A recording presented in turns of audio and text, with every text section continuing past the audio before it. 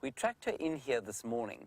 We're not going to spend a huge amount of time doing the actual tracking because obviously she will probably be off the road in the block, but we're going to have a squiz around and see if she hasn't come out with the cubs, or maybe she's gone and come back. We'll just have a look and see what happens. If we do find the little ones without her, of course, then we probably won't view them because they need the safety of her without the distraction of us, if you know what I mean. So that's the plan for the afternoon. You're most welcome. Lovely to have you along on this balmy autumnal afternoon. Let's go and see what we can find. Ready, Brian? Almost. Right? Ready? Ready? Oh, good. Yes, here we go. Here we go.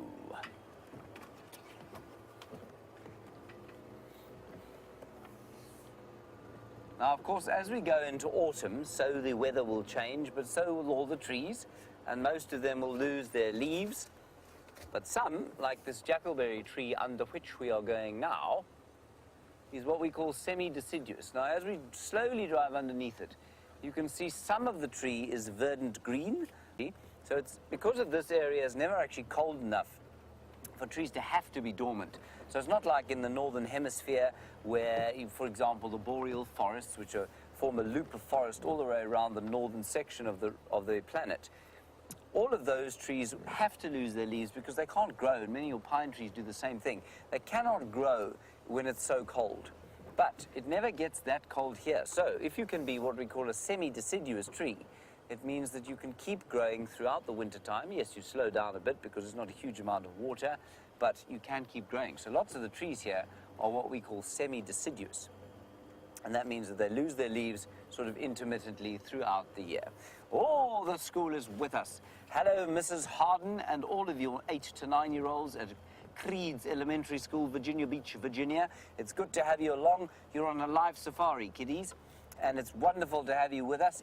I'd love to know if any of you have been to Africa before, but if you haven't and this is your first trip through Africa, try and find Africa on a map if you can. I'm sure Mrs. Harden will show you.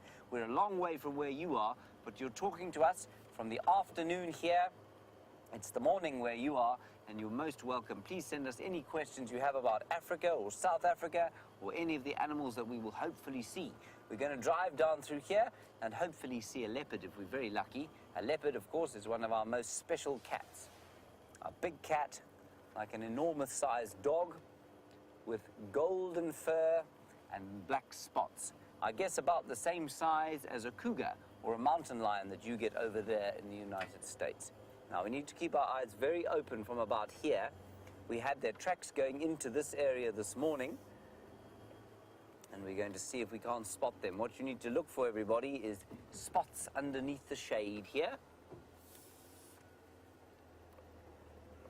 Remember, many of the animals out here are very well camouflaged. They like to hide from things because obviously we have lots of predators, lions and leopards and hyenas and wild dogs and cheetahs and jackals and African wildcats. And so lots of animals have to hide. They have to be camouflaged in order to escape being eaten by predators. And leopards, of course, we know love these kind of dry stream areas. And they love the dry streams because, as Brian was showing you there, Brian is on camera, by the way, and my name is James, we have got these areas where there are thick trees and lots of shade, which makes a good place for leopards to hide.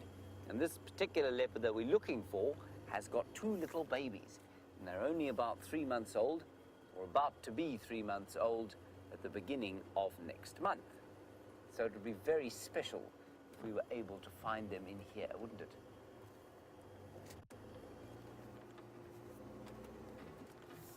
The other animals we might see down here are some of the more common antelope, like a nyala.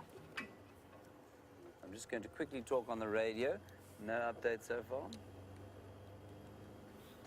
Now the radio, of course, very important. We talk to lots of other vehicles around this area.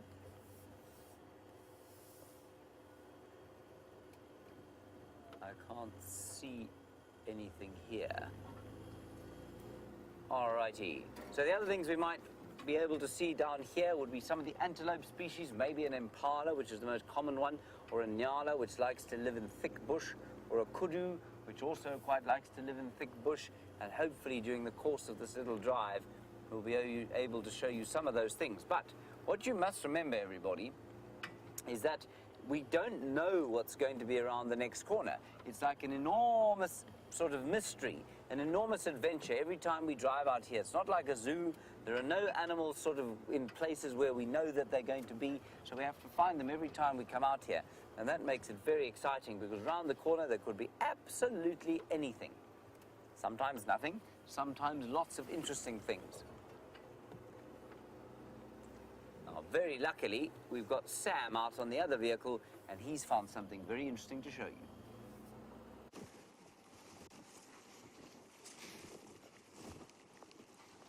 Good afternoon, Creed Elementary and Mrs. Harden. We are sitting here with a community nest spider. Look at the size of this nest. Good afternoon, Paul. If you have a look at this nest, you can see there's a lot of leaves that are stuck in there, so it's an inactive mound. You'll often find a number of spiders within this nest. It's incredible to see the amount of spiders that will come here. And a number of little insects, from butterflies to praying mantises, will fly into that and will be caught by the community nest spider. So, children, let's go on a drive. Let's see what we can find. Let me know what you would like to see this afternoon, if it's a zebra, a cheetah, whatever it is, and we can talk about these lovely subjects. We've got our little elephant over here, who's going to try and give us some luck to see if we can find an elephant out on the plains this afternoon.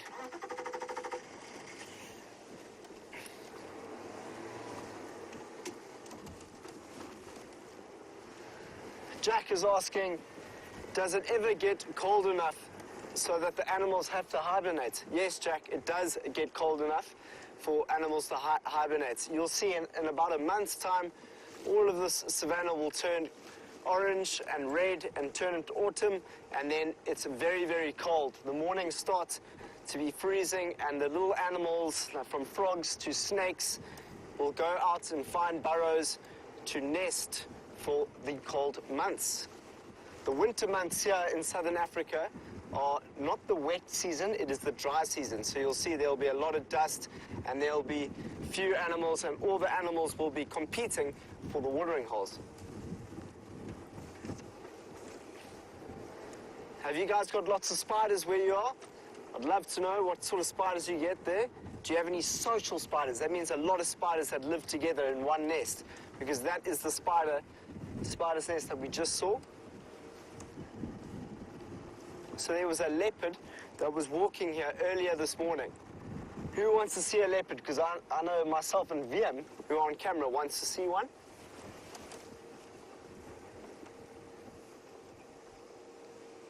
Dana would like to know, what do leopards eat? Well, Dana, we'll see if we can find some of their prey now. They like to eat anything from a little duiker, which is a small antelope, to an impala, to a kudu, a young kudu, because kudus are one of the antelopes that get really, really big out here in the bush. Also get a nyala, and these antelope vary from being quite secretive, so as we go slowly through the bush here, we'll see something like a kudu or a nyala. But then you get the species that like the open areas, which is the impala, and those are some of them. Ooh, just saw a bird that flew past. It went too quickly for us to catch and see. Oh, there's an impala. There we go. Our first antelope, everyone. It's an impala, so it's a big male impala. You can tell that by the horns, that it's a male, and it's solitary, so it's on its own. So it might be seeking a harem of females, which means it will go and look for a group of females that it'll then look after and try and mate with. It's that time of year, it's called the rutting season, where males compete with one another to then have a number of females. So that is one of the species that a leopard would like to prey on. There we go, you can see a beautiful shot of that impala now.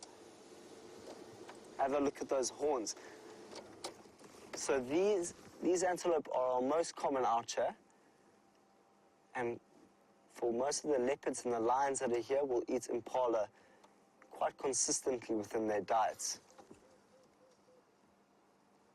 a very, very successful antelope. James, my co-pilot, has got some buffalo. Let's go and see how he's doing over there.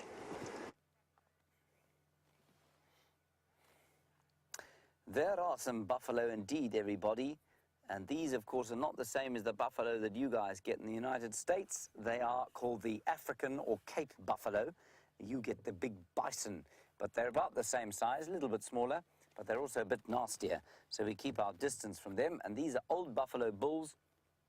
And I always say when we're chatting to youngsters like you that these buffalo bulls are something to be jealous of course, because they get to play in the mud all day long. It's the best kind of mud, this African mud. And they don't have to go and have a bath afterwards. No one tells them they have to come inside and have a clean up. So it's just a really nice life for an old buffalo bull. And you can see they're sitting very peacefully. They like to be in the mud because it's cool. It's a hot day, like I said, about 93 degrees Fahrenheit, so quite cold, quite hot.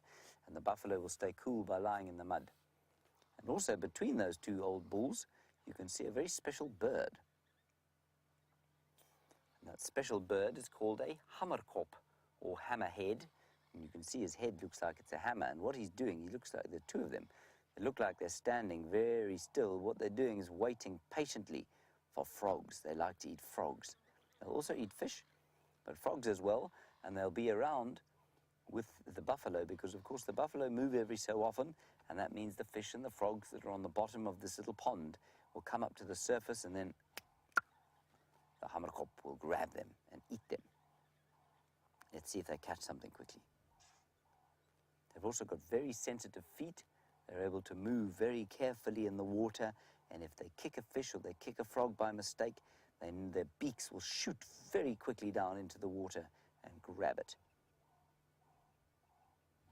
You can see how everything out here, or many of the things out here, are shades of black and brown if they're animals, and beautiful greens, obviously, if they're trees.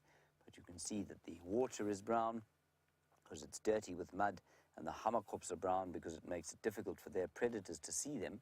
They camouflage from their predators, which would be other big birds, like some of the eagles we get here.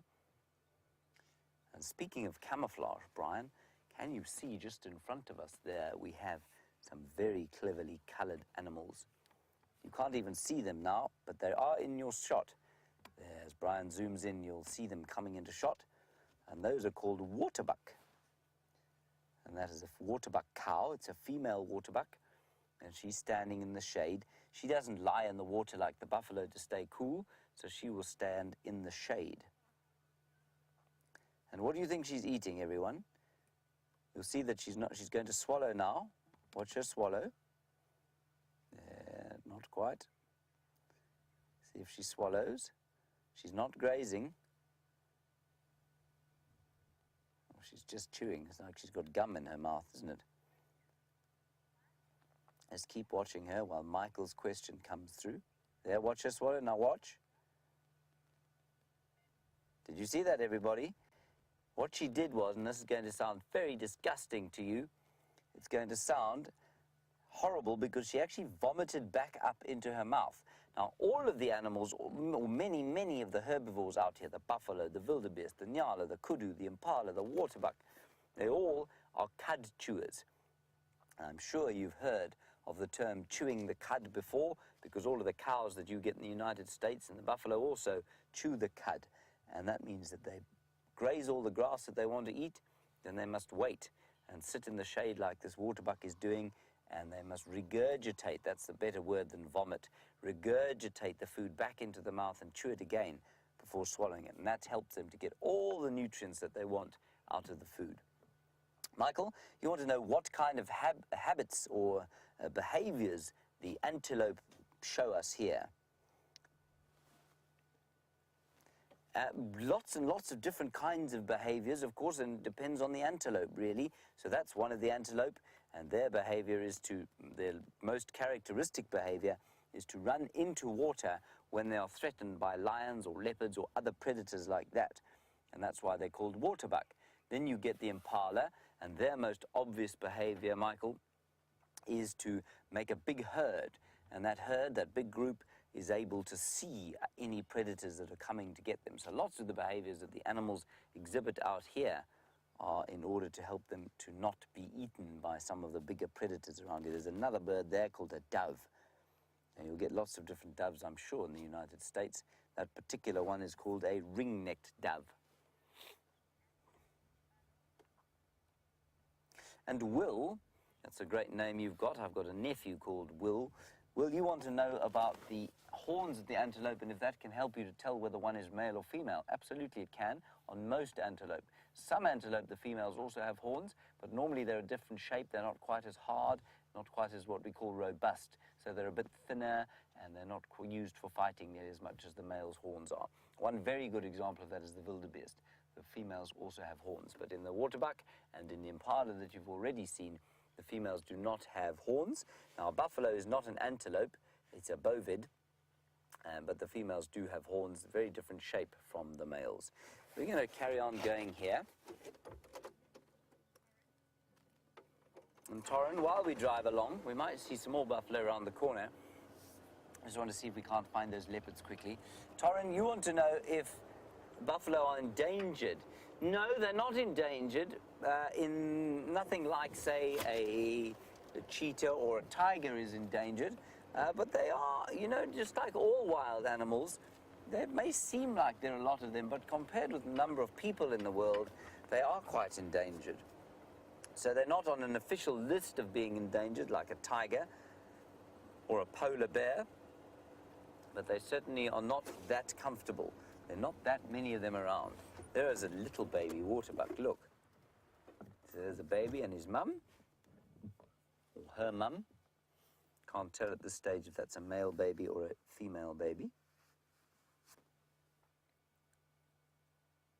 And they'll just be quietly waiting to sort of go off to graze in the evening. None of the animals out here, they're a bit like us as human beings, like to be out in the middle of a hot, hot day. They like to rest in the shade, and then when it gets a bit cooler around sunrise and sunset, then they go off to graze. All right, Sam's got another wonderfully colored bird to show you.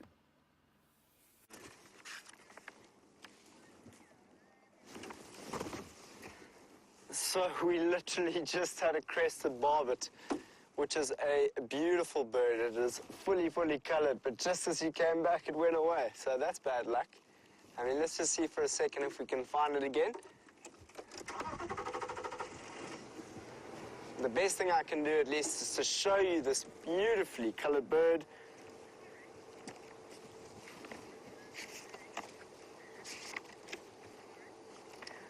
Torrin would like to know what kind of birds help the animals. That's a great question. There are some animals, like the hornbill, that will help a mongoose to find, well, to see predators. So when a predator is out there in the bush and it's walking through the thicket, a hornbill will stand up on a tree and alarm call at the predator, and that will tell the mongoose that there's a predator coming close, like a leopard. So a mongoose will run and jump into its hole and hide itself from the leopard. In return for this beautiful favor that the hornbill gives, what it does then is it actually looks for insects. So the mongoose will look for insects, and at the same time, the hornbill will come down and feed on some of those insects. So that type of relationship is called mutualism, which is really cool. But let me show you quickly this bird that we just saw. 214 is a barbet. It's a crested barbet, and it has quite an amazing sound. Here we go. Crested barbet. So we saw this one over here, the crested barbet. Very colorful on the top right there. That is our crested barbet, and it has a very monotonous call. So I've actually got an interesting device here that'll play this bird call for us, and we'll be able to hear. So that wasn't the bird call. Let me play it now.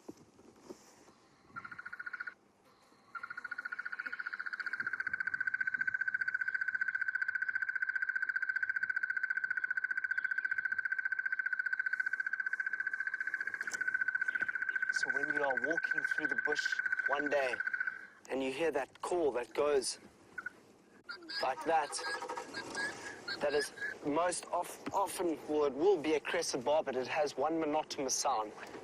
And that was the beautifully colored crested barbet. So, ooh, we've got another buck over here. It's a steenbok. Can you see the steenbok as it crawls through the thicket there? We are very lucky to be seeing this antelope. It's very, very small, and it's secretive.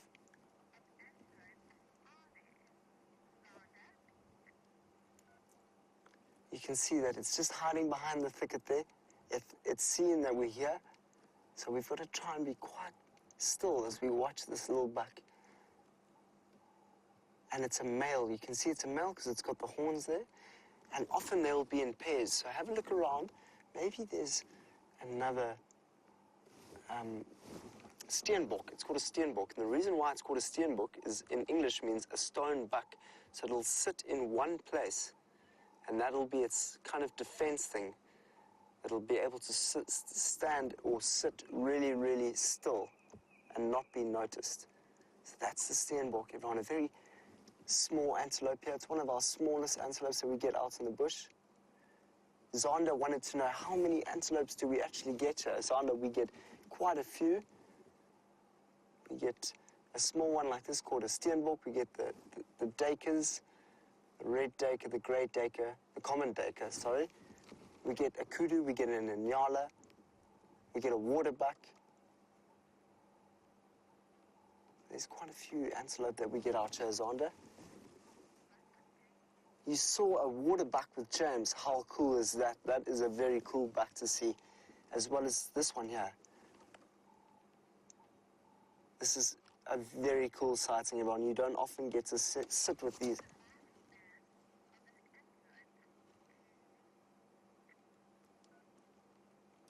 Kenzie wants to know, what is the lifespan of an antelope? Kenzie, it's very determined on the ability for that antelope to look after itself in that environment. And generally, bucks can live up to 5 to 10 years. But it's all determined on different antelopes. So each antelope has a different lifespan. Longevity, it's called.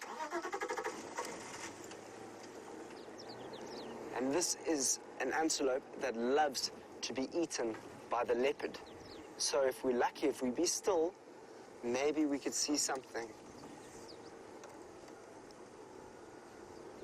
It hasn't really noticed us that much.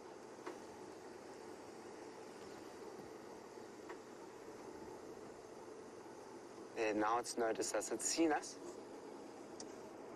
They're very, very quick, these antelopes, so hopefully we can actually watch it run.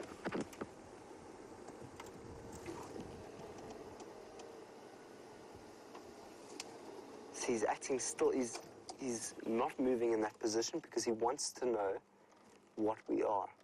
Have a look at those ears. Those ears will help the antelope listen for any sounds that are around here. So they will rely on not only their sight, but their hearing to locate and see different predators that are out here in the bush. You can imagine it is not easy for any animal out in the bushveld when it is being preyed upon by many different carnivores, from hyena to lions to leopards to caracal. So it has to be very aware of its environment. So wherever you are in the world, I want you to walk outside your house and try and be aware of your environment. See if you can listen to the sounds of the different birds, smell the different plants in your neighborhood. It's very cool that we got to see. Okay, so we're going to go a little bit further on and see what else we can find. Let's see what James has found for you.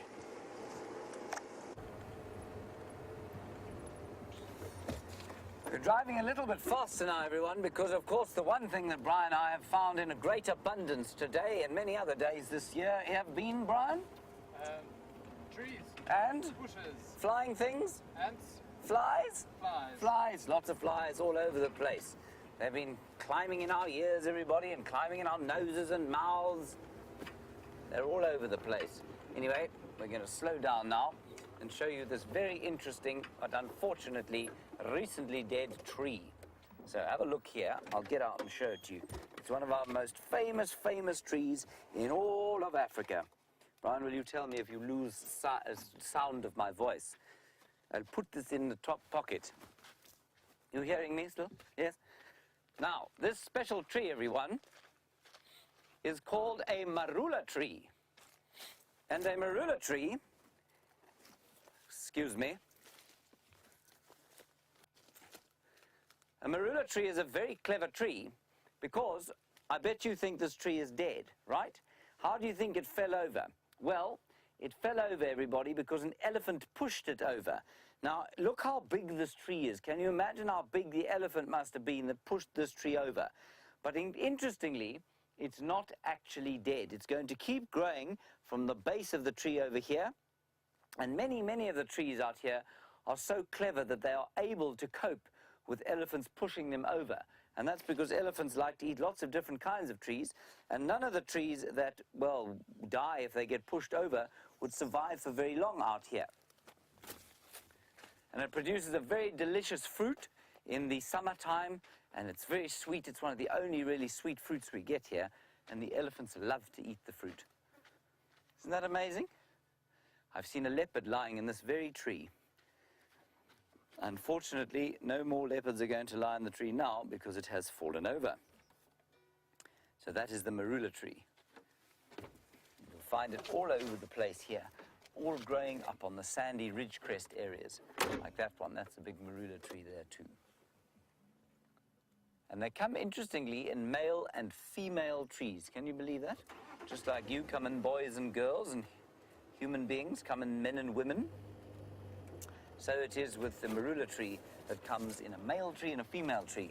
And the easiest way to tell the difference is to come through here in summertime, and you find that the female tree has got little fruits. Now, KD, this is a very common question you're asking about snakes. Are there any snakes in this area? KD, there are hundreds of thousands of snakes probably, but we don't see them very often at all. Snakes, KD, are very afraid of people. And so they move away from us. They hide down in termite mounds like this. If you look at this termite mound, Katie, you can see lots of holes in it. And in those holes, maybe snakes will be living. But if they hear us coming along, they'll go back inside, and so we don't see them. You might find cobras, you might find mambas, you might find striped-bellied sand snakes, or all sorts of other kinds of snakes. But they don't like us, so they go inside. And we have a very natural fear of snakes, Katie. Everybody is afraid of snakes, but snakes are more afraid of us than we are to them. Kenzie, lovely question from you about endangered species and how many endangered species there are in the park. Well, Kenzie, the most obvious endangered species would be the African wild dog, which is like a wolf, the African wolf, but it doesn't look like a wolf. It's a sort of it's much lighter than a wolf, and it's got lovely colors, brown and black and white. That's what most obvious endangered species. Then we get rhino here sometimes, and they are obviously endangered. Black and white rhino we get. The black rhino, very highly endangered species. So those are the two most obvious ones. Then, of course, lions are threatened, you know. Although we see them quite a lot, lions are threatened.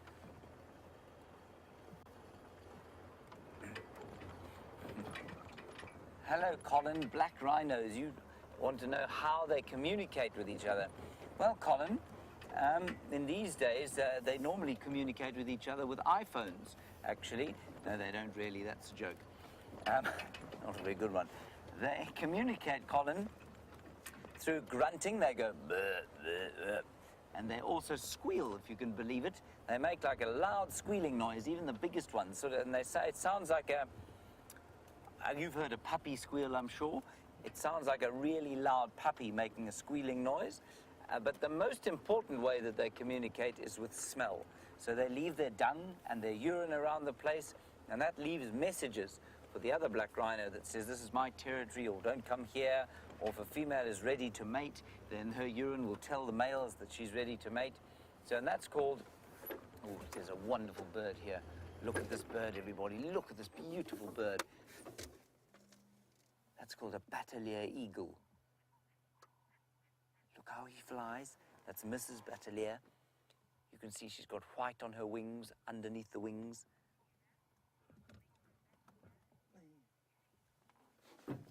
All right, well, that was the bateleur flying. Let's go and look at a bateleur sitting in a tree.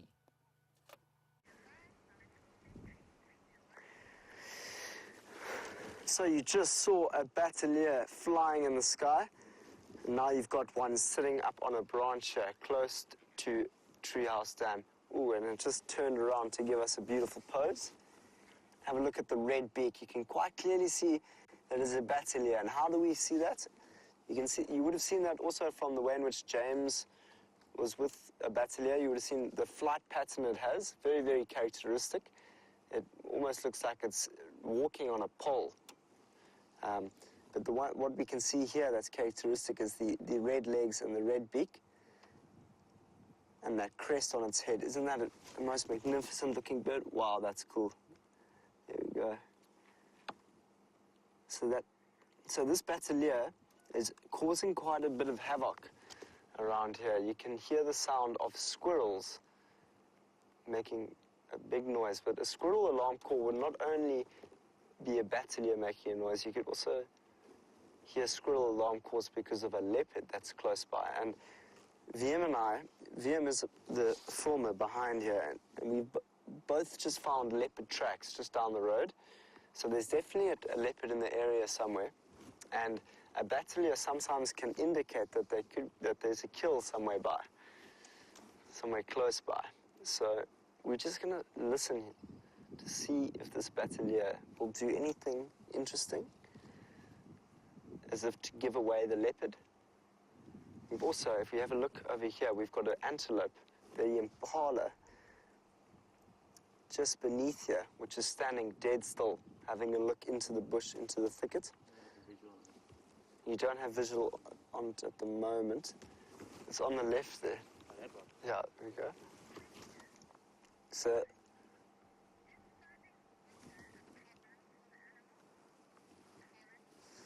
Torrance is asking, is it difficult for the animals to find water? Well, Torrance, there are actually some watering holes here, and so there is a possibility for animals to get to a spot of water. We're going to go there just now. Let's just have a last. There we go. Vivian has managed to show you that there is some water here. Oh, and that's a buffalo. Can you see the buffalo just through the thicket? That is a big male buffalo. A leopard would definitely think twice before trying to kill a buffalo because they're very, very big. So this is an amazing scene. We've got a bateleur, an impala, and a buffalo. Zeke is asking, what do buffalo eat? Well, Zeke, they mainly eat grass. Grass is their main diet, so they go around and they graze. Much like cattle, if you've ever seen cattle grazing, they're very, very similar to the buffalo, so that you'll see them grazing out on the big areas here. So hopefully, as the day goes on, if you guys are still with us a bit later, I know that we end the drive with you soon, but we might be able to find the large herd. And the large herd is when a big group of buffaloes are moving in one direction. And that is consisted of females and the youngsters and some big males. But this male that we just saw down here, which we'll have another look at, is one of the older ones, otherwise known as a dagger boy, which means he just likes to sit down by the watering hole. As we're going to see now, the water's right here. There's two buffaloes there. They like to graze on the nice, thick, nourishing grass, as well as wallow in this water. They can't really keep up with the herds anymore. Oh, it's exactly what I've said. They're nice and wet, and they've been wallowing. Torrance is asking, how do the buffaloes protect themselves from some of the predators? Good question, Torrance. Well, if we have a look at these two buffaloes here, they've got big, what we call bosses. So these bosses are their main form of defense. So if a predator was to come through, they'll face them direct, and they'll show them their boss, which is those horns on top of its head, and they will either charge or they will just show that predator that I'm bigger than you, I'm stronger than you, and I will definitely hurt you with this big boss on top of my head. But buffaloes are also quite skittish, so if they did see a predator, they might just run away and just not take the risk. So you can see that buffalo's in that watering hole, walking around.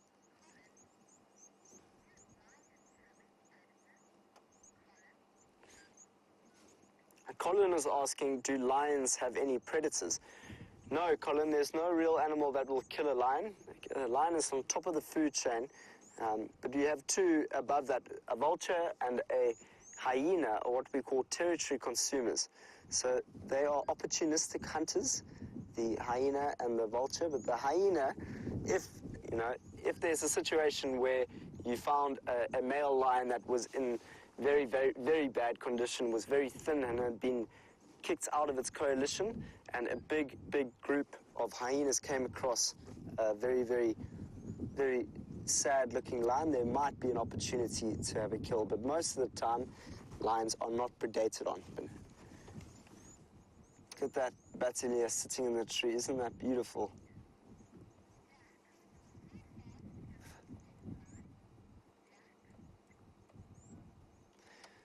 Wow, Jack asked a good question. How fast can the eagle fly?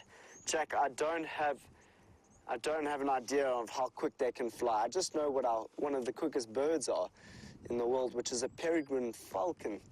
Which I'd love to see that bird fly one day, but I'm not too sure what the quickest flight of bird is, Jack. Have a look, see if you can find out the answer, and send it to us. #SafariLIVE. This is how fast an eagle can fly, and then we can all learn together. Thank you, Jack.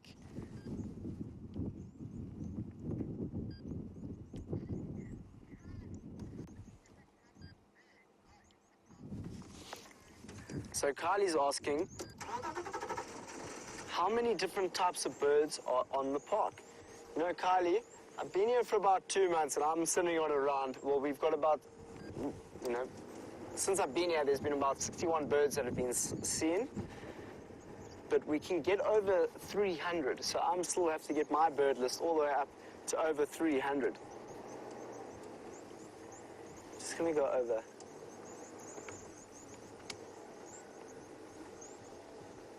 Okay, so we're going over the dam wall.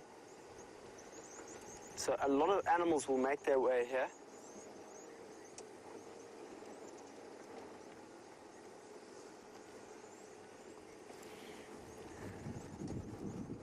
So Kirsty, who's our director, has just let me know that eagles can fly on average between 30 and 55 kilometers per an hour. Isn't that incredible to think that an eagle can fly that quickly? I must say, that is very, very fast for an eagle to fly that quick. We're just going to see if we can get another look of that bateleur. Zonda's asking, do we have droughts? Well, Zonda, we most definitely do have droughts. We've been through quite a drought recently. So normally the season that we've just had, which is the summer season, is our rainfall season. And we didn't get much rain over that summer season. And we're going into the winter, which means it's going to be a lot drier. So we are definitely coming into a drought, which means that there's going to be lots of animals coming to the same watering hole, lots of competition. All animals like the water, so as you know, we all need water. So the competition is greater. So we're going to sit here a little bit longer, see if we can find a location on a leopard that is around this area. In the meantime, let's see what James is doing with the hornbill. It would seem that today is the day of the buffalo, everybody. Look, there are buffalo here at the waterhole.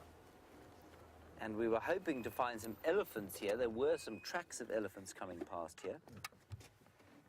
But there are more buffalo having a swim. And if you want to know about the flies that we are having to deal with, everybody, Brian, if you show them the one in front of us, look at the flies there. Alex, you want to know how big a buffalo can get? Well, that buffalo there that has got more flies on it than you've had hot breakfasts in your life, well, that buffalo is probably about 800 kilograms, which is about 1,800 pounds. A huge number of kilograms, a huge number of flies, a very heavy animal. And it probably stands about 5 foot, maybe 6 feet at the shoulder. So they're quite tall. 5'8" to 6 feet at the shoulder. So they're quite tall and they're very heavy and very strong. And look how cross they look. They say that buffalo look at you as though you owe them money. I think that's a really good description. And remember I told you about chewing the cud? Well, that buffalo is chewing the cud. Watch him now. Watch his throat. Watch his throat. Oh, he's not going to do it now.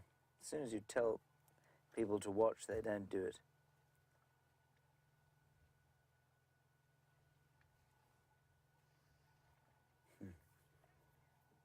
Isn't he? He's still a very wise old fellow, isn't he? And Meave, you want to know how I can tell how old this buffalo is? Well, Meave, we don't know exactly, but you can sort of tell by what we call a process of deduction. So we know that buffalo live to around 15 years in the wild.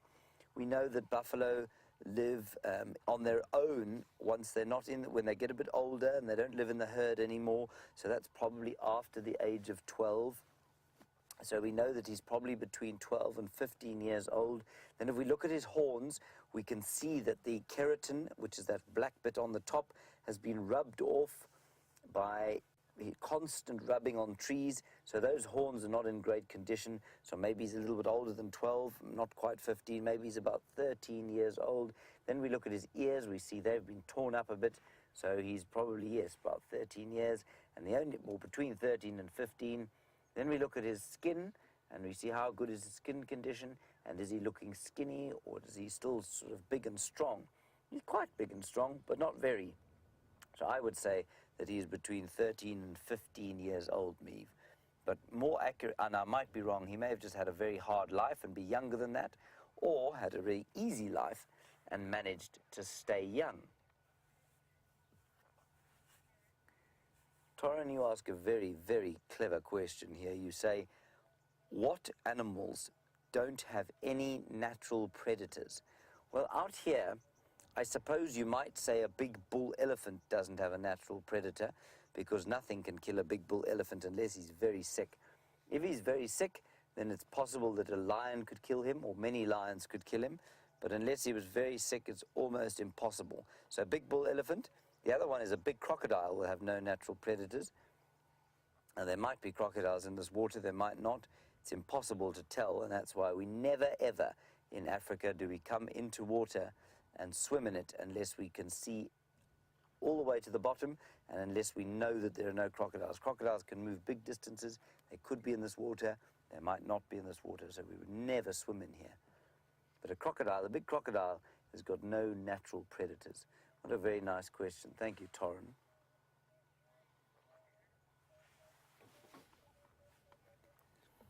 And Mrs. Harden, you're wondering whether we try and help animals during the drought. Well, we sort of do, in so much as there are these dams. Now, this waterhole here is not natural, it's man-made, and so that will help animals during drought times. We will pump water into sort of selected areas and create artificial pans or ponds where the animals can come and drink. But in terms of food, no, we won't help the animals with food. And that's, I know, quite difficult to hear, but in a natural system like this, it's a very large area. Remember that if there's no rain and there's no water, what happens is that lots of the grass and the leaves will eventually become eaten. And if you provide food, the animals don't die off. And if they don't die off, the next time there's good rain, then all of the grass and all of the leaves on the trees will be overgrazed and eaten away, and that will create a collapse of the ecosystem. And so it's perfectly natural in natural areas for animals to experience what we call die-off, where they just don't make it through the dry season because it's just too dry and because there's not enough to eat. And we have to allow that to happen. And sometimes it's very painful for us to watch that happen, but it just has to happen because it's a necessary part of a natural system. Look at that old boy. See on the top of his horns there? That's a very special bird, everyone, and I want you to remember this word. This word is called symbiosis. Say that, everybody, on the count of 3. 1, 2, 3. Symbiosis. And symbiosis is the kind of relationship that that bird, which is called an oxpecker, has with this buffalo. See how the oxpecker is living on top of the buffalo? And what they do is they eat the ticks. Now, you all know what ticks are, living in America, especially on the west coast, at least the east coast. I think you get lots of ticks around there. These oxpeckers help eat the ticks off the buffalo, so that helps the buffalo, and in turn, the buffalo don't mind if the oxpeckers hitch a ride every so often, so that helps the oxpeckers. That's called a symbiosis, everybody. That slap you heard was me killing a fly. Luke, you want to know if you can tell individual buffaloes apart by their horns? Absolutely you can. If you look at the one you're looking at there, and then the one that Brian's moving the camera to there, you can see that their horns are very different. Same shape, or sort of, but this one has got a wider, what we call boss. You can see the gap between his two horns is bigger than the gap on the other one. And then, Brian, if we go all the way across to these chaps over here, they're probably a little bit younger, but not much. And you can see that his horns are flatter. They don't stick out as much as that other one's. So it's like an individual haircut. That guy's having a very nice sleep, isn't he? So comfortable in the water there. I was hoping to find some elephants here. They don't seem to be. Just listening carefully to the radio. Now, Corin, before we move on from here, you've asked a lovely question about woodpeckers and whether or not we get different kinds of woodpeckers here. We get 4 different kinds of woodpeckers in this area and about 10 different kinds of woodpeckers in South Africa. And they are quite closely related to your woodpeckers, but they're not as big as your woodpeckers. I'll show you a picture of them now. Here are our woodpeckers here. Those are the 4 woodpeckers that we get here. They're called the cardinal woodpecker, which is number 1. There we go. The golden-tailed woodpecker, which is number 2, because he's got a very golden tail. The bearded woodpecker there, number 4. And he's the biggest one. He's got a big, sharp bill, and he drums on the trees in the mornings. Ta-ta-ta-ta-ta-ta-ta-ta-ta-ta. And there's the Bennett's woodpecker. So those are the 4 woodpeckers that we have here. What a very nice question. Anyway, there are no elephants here. Let's continue seeing if we can't find some elephants around the corner in the thick bush where they might be standing in the shade.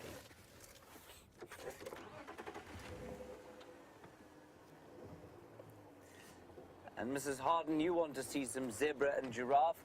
I'd also like to see some zebra and giraffe. But as I said at the beginning, we just don't know what's going to be around the corner, what's going to be where. So we might be lucky to find some zebra, but we don't know where they are all the time. And likewise the giraffe. We just don't know where they are all the time. So every time we come out here, you start looking for things again. So sometimes we see lots of zebra, sometimes we see none. And that's the excitement of being on a game drive.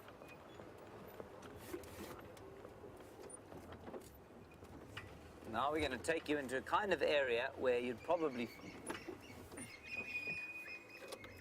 Just listen to that, everybody. Something has made those francolins, those birds, very cross. It's almost like they've either had a fight, or they saw a snake, or they saw a little cat, or something like that. Let's just reverse. Maybe we'll be very lucky. So you've got to use all your senses when you're living in the bush. Your ears, your eyes, your nose, everything.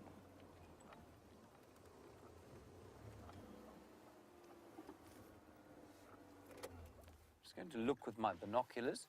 Very important equipment that we have out here is a pair of good binoculars. These ones I have stolen from a friend of mine.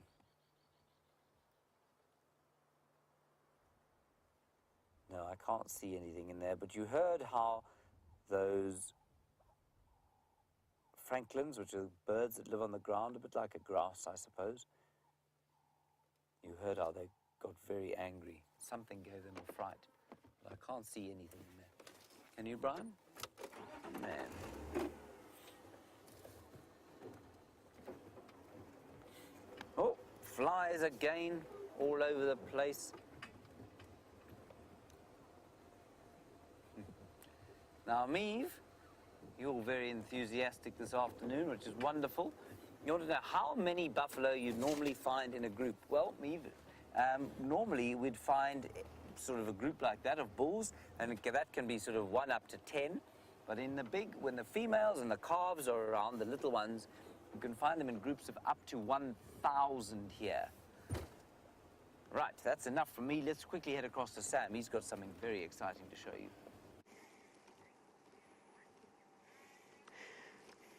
So we have a vervet monkey in the tree. There's not just one vervet monkey that's sitting over there.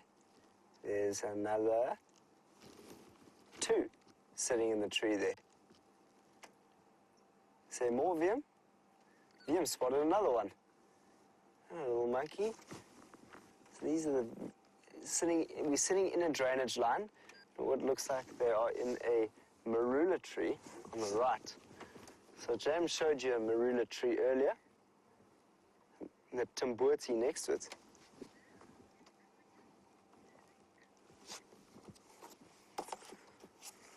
So these monkeys will also tell us a lot in the bush, and when you hear the sound of a monkey alarm call, it's a good sign that there is a leopard close by. Oh, do you see that jump as they climb that tree? It's not often we get to spend time with monkeys, so this is a very cool sighting. What is it eating? I wonder what it's been eating. Monkeys like to eat berries, so they often eat some berries. And there are a few trees that have berries here. Look at this monkey climb. How cool is that? So being able to climb like this gives them the opportunity to see what is around, to have a look for any predators that might be stalking around here. It's really... How many of you guys like to climb trees? This guy loves climbing trees.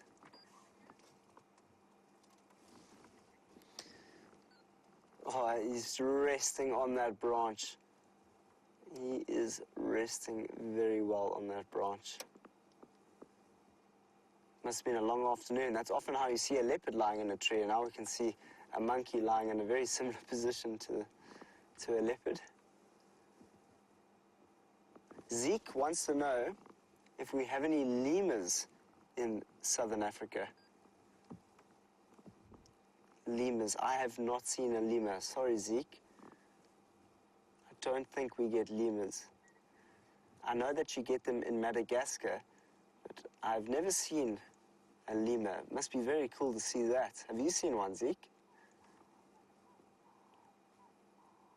So this vervet monkey, when I used to be in my training, when I learned how to do what I do, a monkey once came into my room while I was sleeping, and I got up so quickly I hit my head on my cupboard, and I had a big lump on my head. So whenever I see a monkey, I think about that monkey that ran into my room and basically made me knock my head and fall to the ground.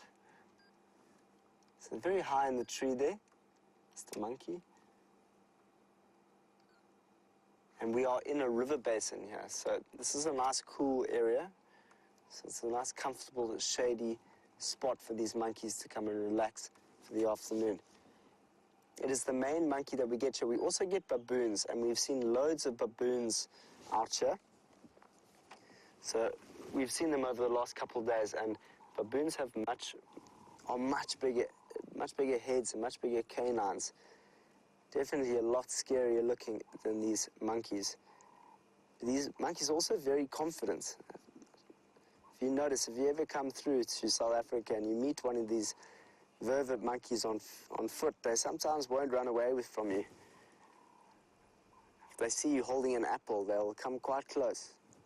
Quite naughty little guys, these vervet monkeys.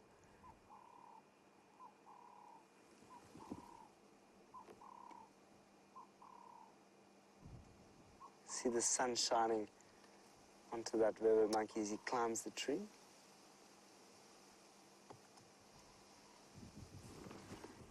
So I think that's all of them, hey? Jim? Did you see you saw any in the distance? Yeah, there's more at the back. There's more at the back, so this is not the only amount. Let's just see how many we might see here.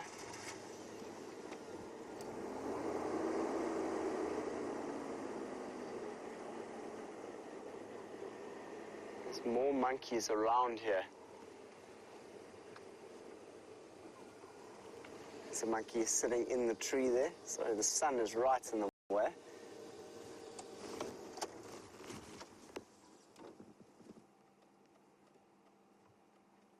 When I was a kid, I used to love climbing trees. Do you guys love climbing trees? Is it something that you enjoy doing at your school? Just be careful climbing the trees. Don't try and go too high. These monkeys have developed characteristics and skills over many, many years to cope with climbing like that. There we go. You can see how quickly they can move up those trees.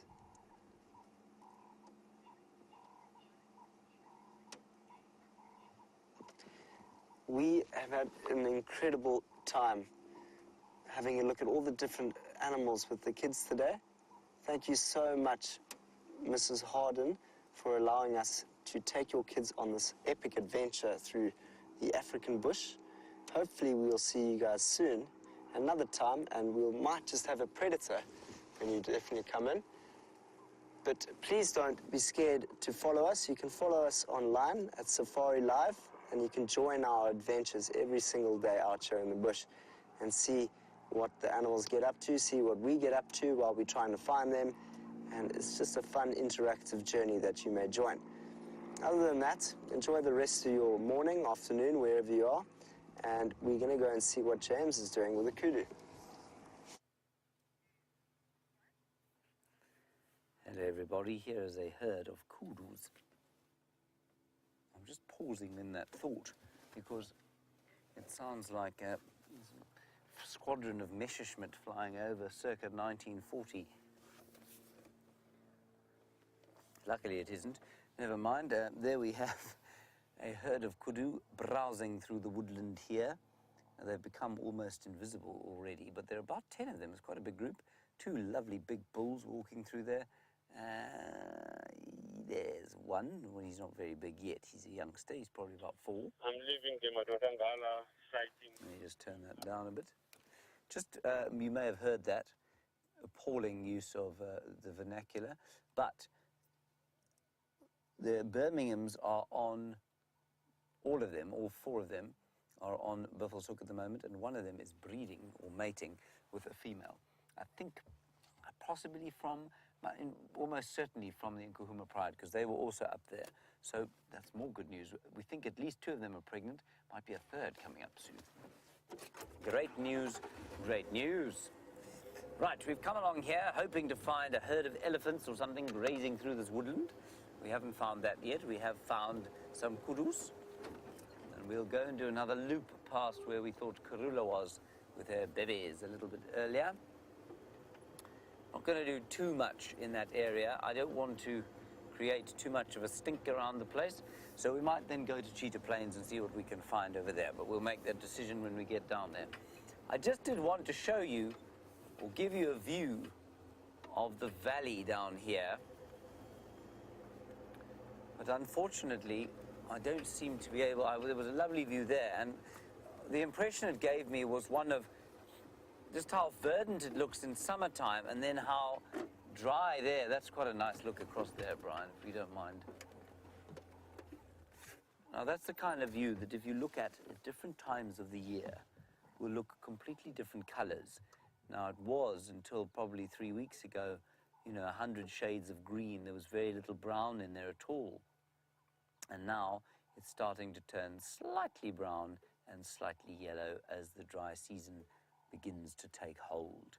Anyway, enough of that. Let's head back across to those wonderful primates that Sam is looking at. So we are still with the monkeys, and it's been very cool sitting with them. With the kids from Creed. Ooh, that's awesome to see that. Sitting in a russet bush willow, just in the drainage line here. They've been climbing and jumping around these trees. This is perfect habitat for them. They like to be close to these drainage lines.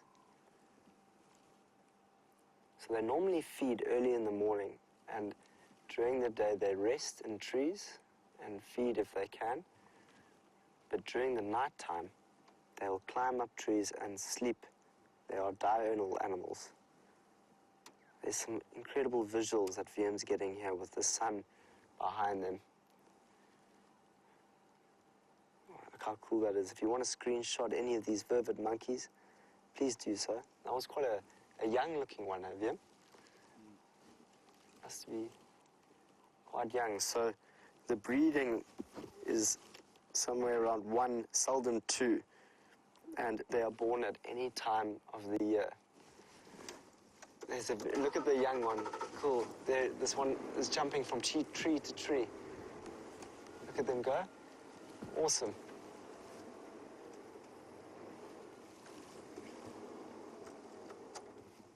That beautiful soft light in the evening on that young monkey over there.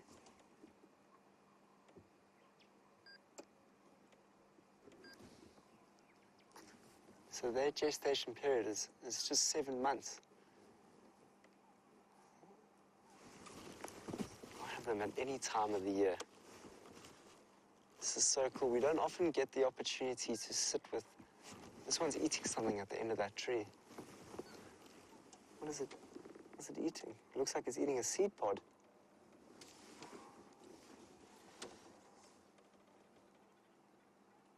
It's cool to watch that. So as I said, monkeys are normally quite skittish. So we came in here quite softly and gently, so we don't give them too much of a fright. And they've been really, really good with us. It looks like it's been eating the pod of that tree. What tree is it? I'm just trying to see. Looks like a knobthorn. There's another one that's just right above us here. Climbing all over the tree.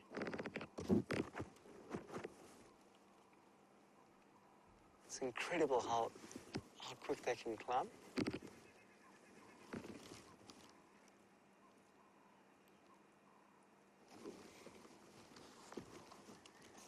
So they all have a similar social structure to that of baboons. The hierarchy is determined on age.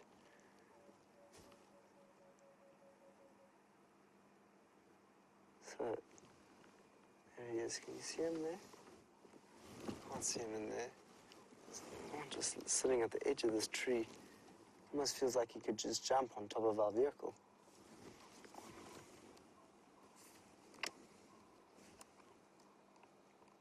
And as we said a little bit earlier when we were at the class, it's quite nice to just sit with monkeys, purely because they will tell us if there is a predator anywhere close by. It's a high-pitched scream that they make when they see a leopard.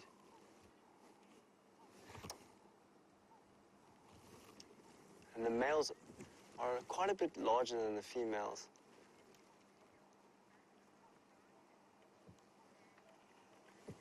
Sandy from Canada is asking, will this monkey wrap its tail around branches? I have seen that before, but not often, Sandy.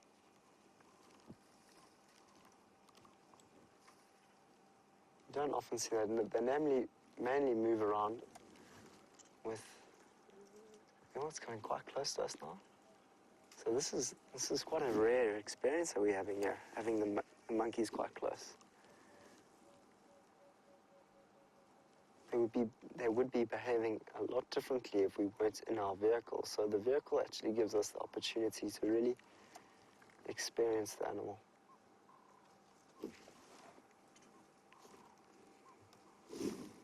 He's looking straight into the camera. And then took a nice little seat. I think they're planning an invasion. Ian thinks that they might just be planning an invasion on us. I reckon they can see your banana, Ian. Yep. They've robbed me many times. They robbed you a few times. So they often come into our camp and try and take all the fruit from our fridges. So hyenas and these monkeys can be the most difficult things in terms of human habitation out here in the bush. Difficult in the sense that they will not be scared to come and take some of our food. Look at that tail hanging down. Very cool.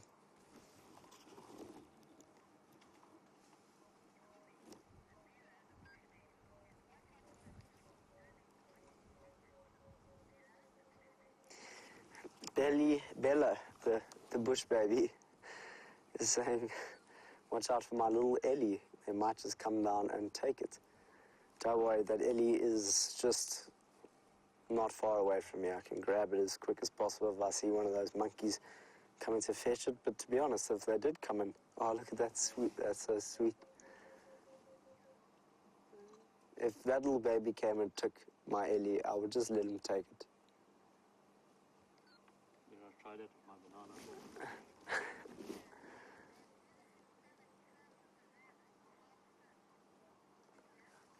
Dina's just commented and said that she's never had this much time with the vervet monkeys. Dina, neither have I. I've never had this experience. And what was quite interesting is that we came in very, very slowly. And I think that the way in which you interact with the animal from the beginning will determine the way in which we can see them.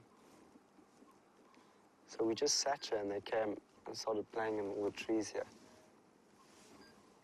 They're very, very relaxed with us here. If you can hear that bird call in the distance, that's also a very, very common bird that we get out here. But it's a bird that we haven't put to our bird list yet. It's called the rain bird, otherwise known as a rain bird. It's a kukul. I'll show you that bird quickly. He goes. Looks like he's trying to get water out of his ear.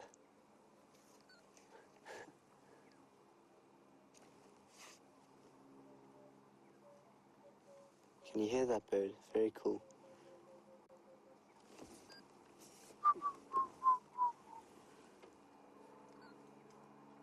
Have a look at that, the features on the face of that vervet monkey. Dark, dark eyes. It's got that white lining around its face, very black face. And what's also a very common characteristic is the blue genitalia. So that's also something that can tell the difference between some of the monkeys. It's quite similar to that of the Sykes monkey, which I haven't seen before. Very similar to that one.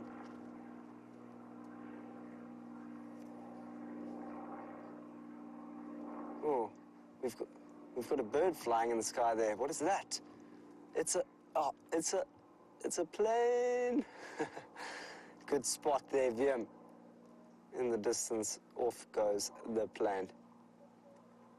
Well, it's been very, very cool, these monkeys. Ooh, they started making a noise. We're gonna sit with them for a little bit longer. Let's see how James is doing with the batelier.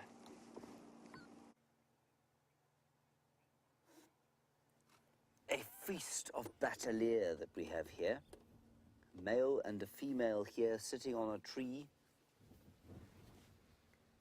And the female is the one with the, I can never remember this, let me just quickly check. You can see one of them's very sort of brindled on the back, and one has a grey and shoulder patches, and that is the distinguishing feature when you see them sitting like this. I, of course, can never remember which is which, but I will tell you shortly. It is the female who has, oh no, she's got, the female is the one closest to us with her back to us. We know that because of the white primaries underneath the brindled part of the wing there. The male is black underneath the grey shoulder patches that he has. They almost look like they want to take off and fly. And this is perfect weather for a Battalier to fly. It's warm, so there's lots of hot air coming off the ground. And there's also a nice breeze. Now, what that means is that they don't need to go up too high to maintain height. They can fly a little bit like a seabird, like an albatross or a petrel, which flies very low to the sea surface, but only because there's always a wind. And a Battalier doesn't like to fly too high, and so a breeze like this, which is consistent and coming out of the southeast, they can use very nicely to fly around. They are such magnificent eagles, and not found anywhere outside of protected areas. They're tremendously susceptible to carcass poisoning that a lot of farmers engage in. Livestock farmers, I mean. And I suspect also with those colours, they have fallen prey to many poachers over the years. Are they not special? I think that's a fantastic sighting. This couple seems to live around here, and I've seen them with a juvenile less than 7 years old and a semi-adult, sort of probably about 5 or 6 years old. And I'm sure that those are both youngsters from previous clutches that these two have raised in this area off Mumba Road. Right, now we've come onto Mumba Road in the hopes that Karula has popped out of here after her foray on Leadwood, which is just to the south of where we're sitting. So let's just see if she hasn't popped out here. We'll have a look on the road for a few tracks. Otherwise, we'll see what else we can see. Sam is still with the monkeys. Let's go and see what they're doing.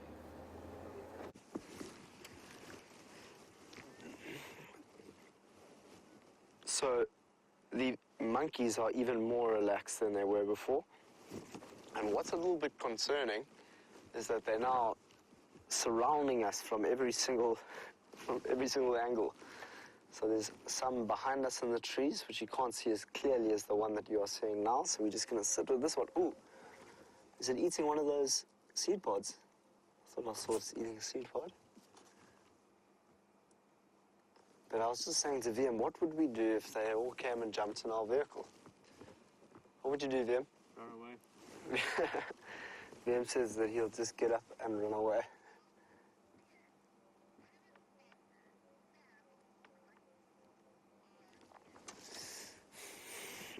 Our beard wants to know, who is faster, Sam or the monkeys? Well, I'm really not that quick. Our beard, I'd like to say that I could run quickly, but I cannot. So I think the monkeys are a lot quicker than us. Well, than me. I definitely cannot climb a tree like they can. I really wish I could, though. Looks like quite a lot of fun. And what's awesome is sometimes you'll see baboons grooming each other, and that's a real treat to watch sometimes. Because they really look after each other in these troops. It's very cool to see one that's right here, look. What is he doing?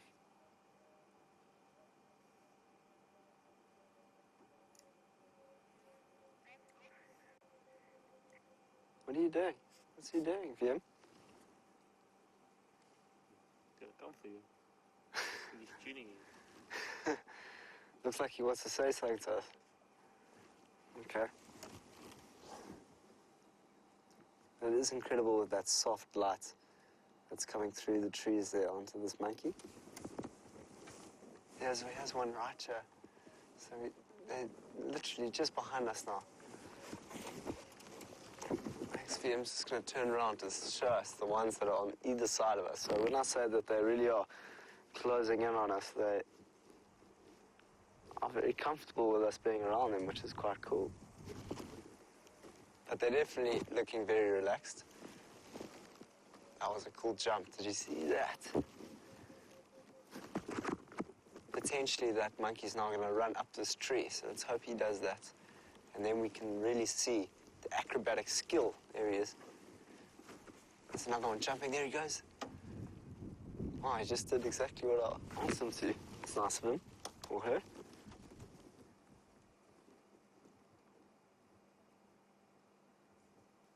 Seems like he's chewing something.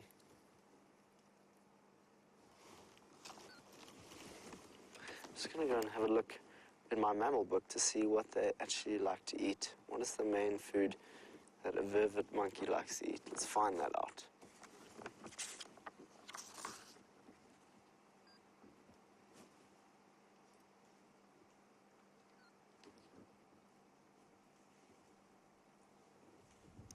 So the food that they eat is mostly wild fruit, as well as flowers, leaves, sprouts, gum, and insects.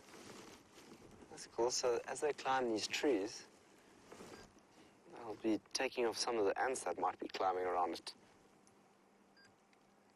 So their biggest enemies, which is quite interesting, is a leopard and a crowned eagle.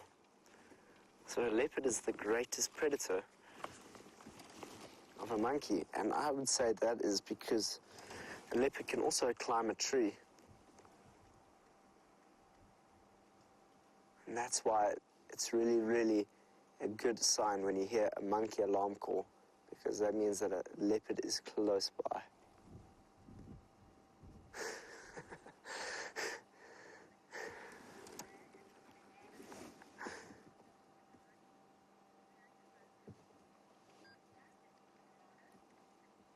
Lisa in Colorado, ooh, look at those, did you see those teeth? Very pronounced teeth there. Lisa in Colorado is quite glad that we've stayed with the monkeys.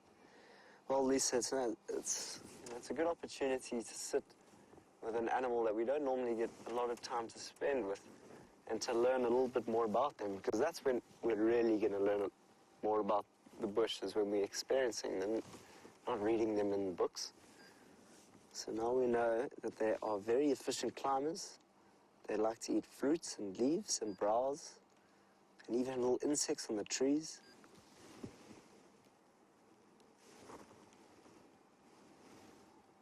They're very, very good acrobats. So they are surrounding us again. So I think VM is going to defend himself with a banana. X-Ranger says that she wants to watch Planet of the Apes after this. Ooh, look at that. There's one right on that stump there. That looks very cool. Scratching his head. X-Ranger wants to watch Planet of the Apes. I've never seen that before. I don't know if I intend to. It sounds quite scary.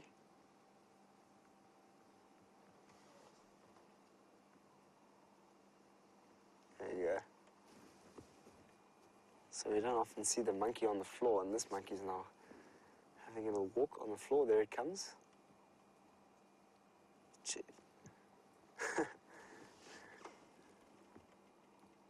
Oh, there's another one that's coming right on the branch as well.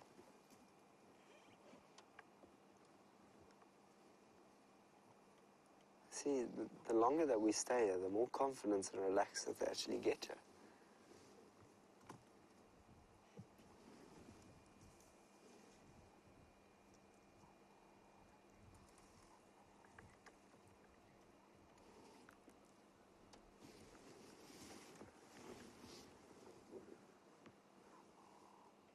It's very cool to sit here with these monkeys as they jump around these trees. Can you see one there, Jim? Oh, there he is. So, James is currently off the vehicle to see if he can find some leopard tracks. Oh, look at that. Quick run across.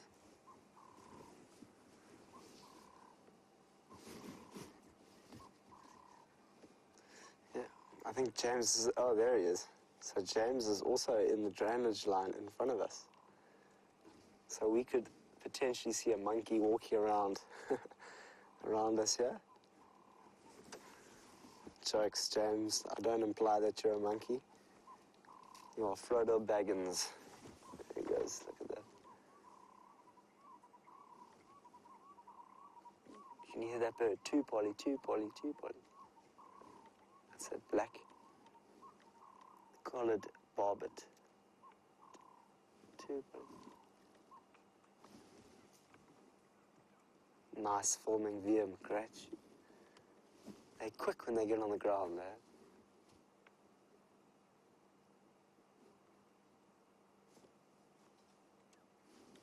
So,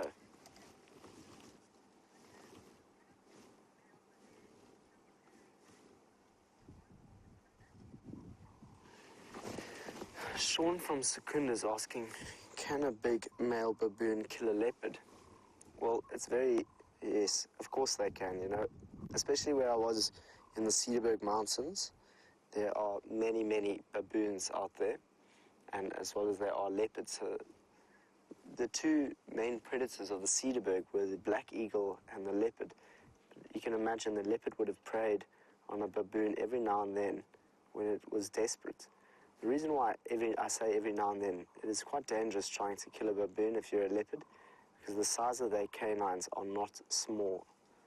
So there's definitely a number of casualties that have happened out in those mountains. I'm not sure if I've ever seen a leopard killing a baboon here. I know that lions will often kill a baboon, but I'm more than sure that they would. Well, this baboon's getting close to where James's vehicle is. Maybe they'll meet each other on foot. I meant to say vervet monkey, not baboon. I was talking about baboons. Okay, so they've jumped around the tree around us. They threatened to attack us. Thank goodness they didn't attack us. And now they are in the brush to the right of us. And James is out looking for a leopard just in front of us. So these baboons will be on his team, on the tracking team with him, because if they see that leopard, they will basically point out that leopard for us.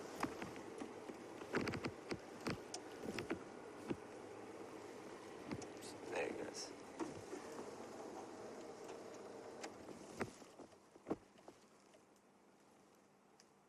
Aren't these trees beautiful in the drainage line here?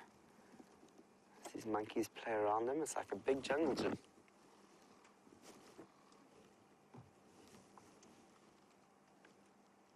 So they're all around these trees here. It's getting quite thick in here. Let me see if I can get into another position.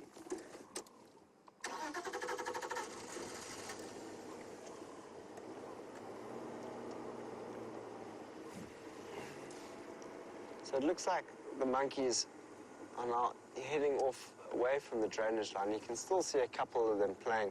There's one that's right on top of the tree there. You can just see his tail playing. But it looks like they're starting to head out. So I think with that, let's see if we can head out at the same time and see if we can find something else before the sun sets this evening.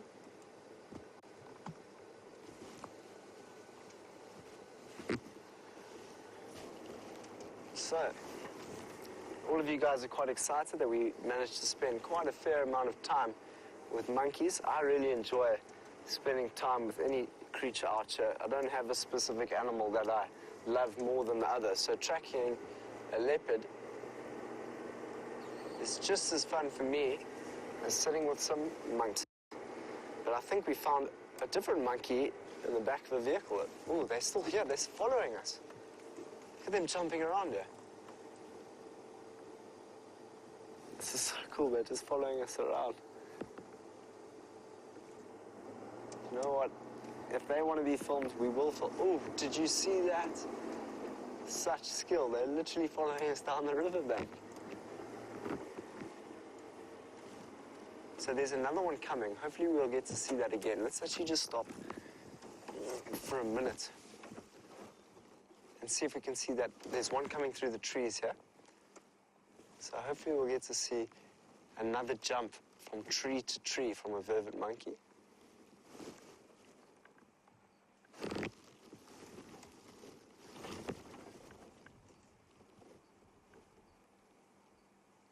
Can't see him right now. Can you see him, Ben? Yeah, there comes one. So the one's in the right there, in the tree. Maybe if I just carry on moving, they'll follow us because they're literally following us down the drainage line. Now you can actually see them. They're all starting to move into this tree now. So if we wait a little bit longer, we might see, there they come. This is awesome. This one's jumping up the tree. Both of them are jumping up. They're climbing all the way to the top now. There's another one right here. Let's watch this one cross here. Yep. 1, 2, 3, go.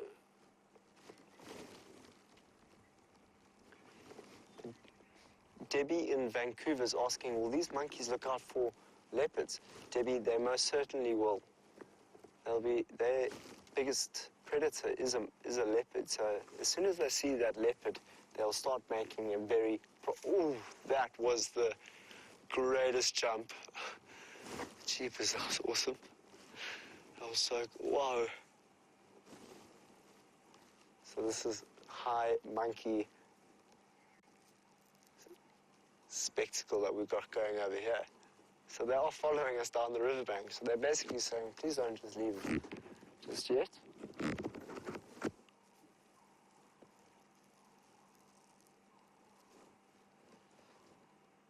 I've got a good feeling that we should sit here just for another 3 to 5 minutes. Watch them jump from tree to tree.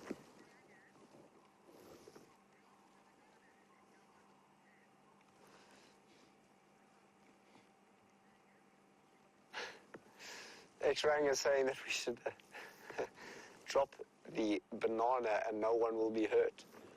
Well, X-Rang, that might be the right thing to do. VM's the one holding. There's a small one right in between that tree. That's cool to see that. He's learning how to climb trees, watching his fellow family jumping from tree to tree. Must be an exciting thing. Oh, damn it, we just missed one jumping across. There's just too much action going on. X-Ranger, VM is the one that has the banana. He hasn't eaten it yet. Yeah, I'm not going down without a fight. VM says he's not going to go down without a fight. So, if anything, he'll use his banana as a sword. But I heard earlier, you said you would just run away, didn't you, VM? Part of the tactic. It's part of his tactic, okay. So there's one that's jumping up into the tree now.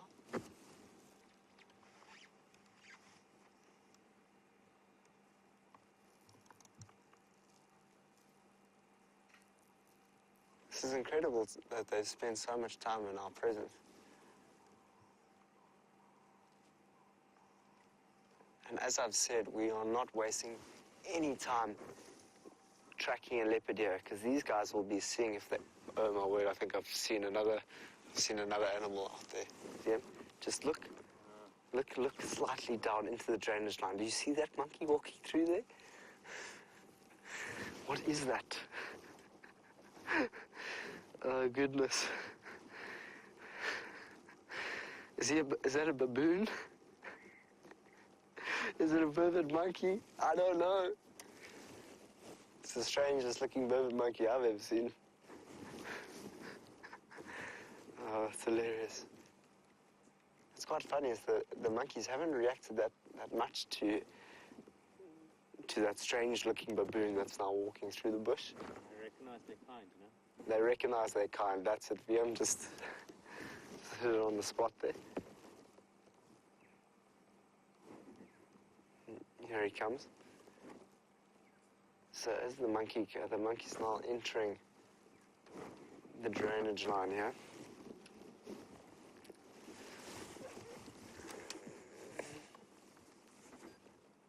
How's it going, James?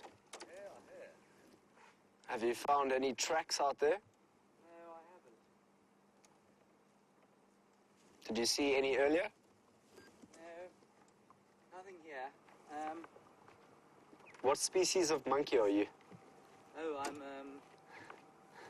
think I was going with Australopithecus africanus today. That was my general intention. Yeah. Well, we've just got ancient hominid. Ancient hominid. Yes, yes. We've just got a comment saying that you are not a baboon, you're a buffoon. A buffoon. Is that from the Final Control or from a viewer? I don't know if that's from Kirsty in Final Control. Yeah, that's probably exactly who it's from. We were Okay. looking for tracks. Obviously, the tracks went into that area this morning Okay. of Karula and her babies, but I have come up with nothing. So I think she doesn't want to be found. Mm-hmm. So we'll leave her for now and maybe come back in the morning.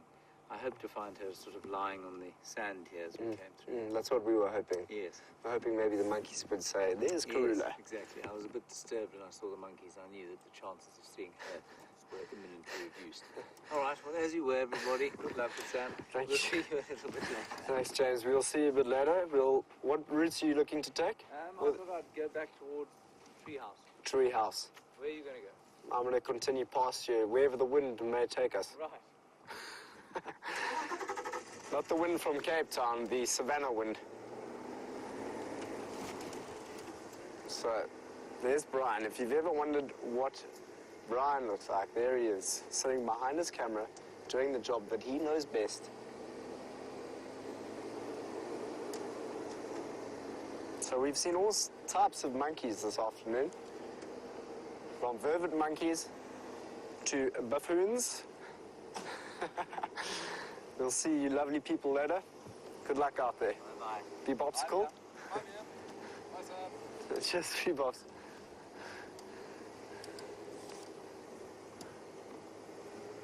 So that was fun, watching them all.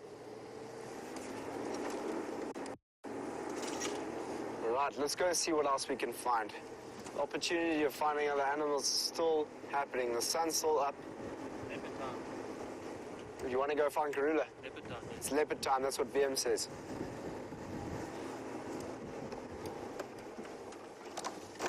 Ooh, there's water flying all over my car. I wish you could feel what it's like to be in this drainage line with us. I'll give you a little bit of a feeling. It's quite warm. There's a little wind that's coming in this direction. It's not as crispy as it was this morning. But still that warm, you know, that warm feeling that you get when you're out on a riverbed or sand. You know, it's like heat coming off sand that's been hot all day. That's the best kind of description I can give you, as well as the sunset that's about to come out. So we'll see if we can get to that sunset. Mr. Ellie?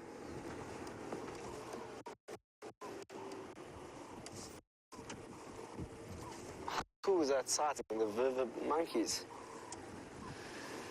So let's go and see what the baboon James Henry is doing. I do apologize for sort of butting in on your sighting there. I was concentrating on watching the floor and didn't quite realize how far Sam had come up the drainage line, so I'm sorry for my buffoonerous behavior there. Anyway, once you're in it, you know, once you're in these sorts of things, you just got to go with it, go with your instincts. That's what I did, scratching my underarms and my inner thigh. I found no tracks of Karula, like I said, so we'll go across to roundabout where Shadow was today. I don't know what, we may be lucky with her, but otherwise I'm sure we'll find something else that is interesting to look at. We're going up Twin Dams Road today. There was also tracks of Tingana going up here today. They disappeared off somewhere there. There's a diker running across the road, not followed by a leopard. See if we can see him. We seldom get good diker shots. That's because they're so good at diking, aren't they? They're very good at diking. Anyway, like I said to you this morning, I'm always a little nervous when there's so many tracks around because so often nothing turns up. And I know Brent Leo Smith will tell me I'm talking absolute nonsense here, but if I was to say to you that I feel we probably find as many leopards randomly on the road as we do actually tracking them, I think it's probably about a 50-50 split. We'd love to think that we are tracking them down quite often. Half the time, I think it's blind luck. Thankfully, we seem to have quite a lot of luck here, which is good.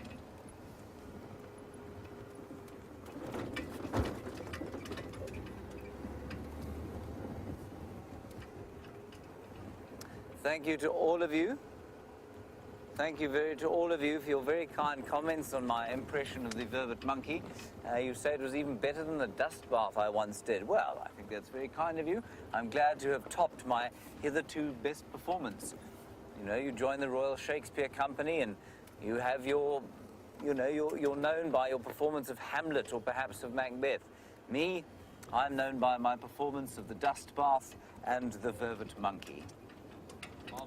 It is marvelous, isn't it, Brian?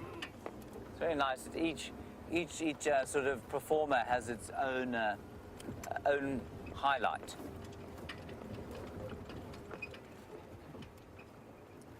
Brian, Rebecca would like to see your bum pillow, apparently. Bum pillow. There is the bum pillow. Go ahead. James, I'm not behind you. What is your thinking, James? I'm going to do Ingwer Alley across to Philemon's Dip and then down to Treehouse Dam.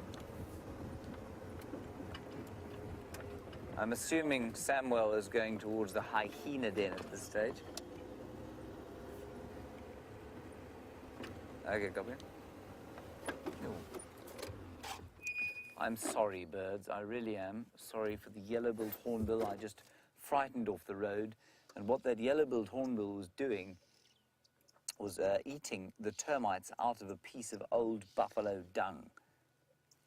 Now, just listen carefully. You can hear the psh, psh, psh, psh of an oxpecker, and that tells me that there is some form of antelope around here. That was the buffalo dung.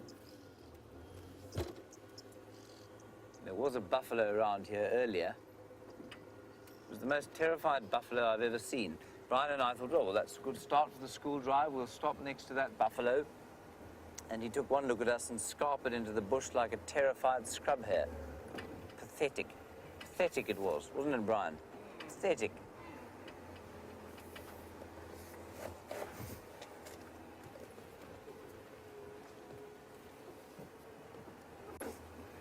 Ah, Leapad, a very good question from you. How did the buffalo get its name Daggaboy? Well, you've probably seen it spelt D-A-G-G-A, boy. And that, of course, will never lead you to the correct answer, Leapad. The word, you've seen them often lying in the mud. The Zulu word for the mud is umdaga. It's said D-A-G-G-A, but it is written D-A-K-A, umdaga. So an umdaga boy is a muddy fellow, basically, and it comes from the Zulu for the word mud, umdaga. So daga boy, a old buffalo bull who likes to lie in the mud.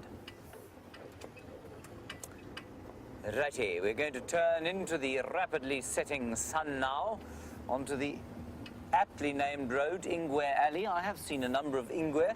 Ingwer is the Shangaan and Zulu word for leopard. And I have seen Tingana there, I've seen Karula there, I've seen Tundi there.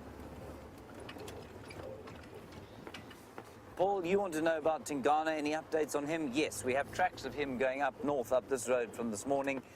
In fact, from early last night. Where they've gone, I'm afraid I cannot tell you at this stage. We have not managed to find him just yet. So that's where Tingana is. He's on the prowl again. The last time he was seen properly was on Torchwood, where he killed a fully grown male impala. He devoured that there for 2 days, and then he's now back on the prowl. He's, I think, marking territory.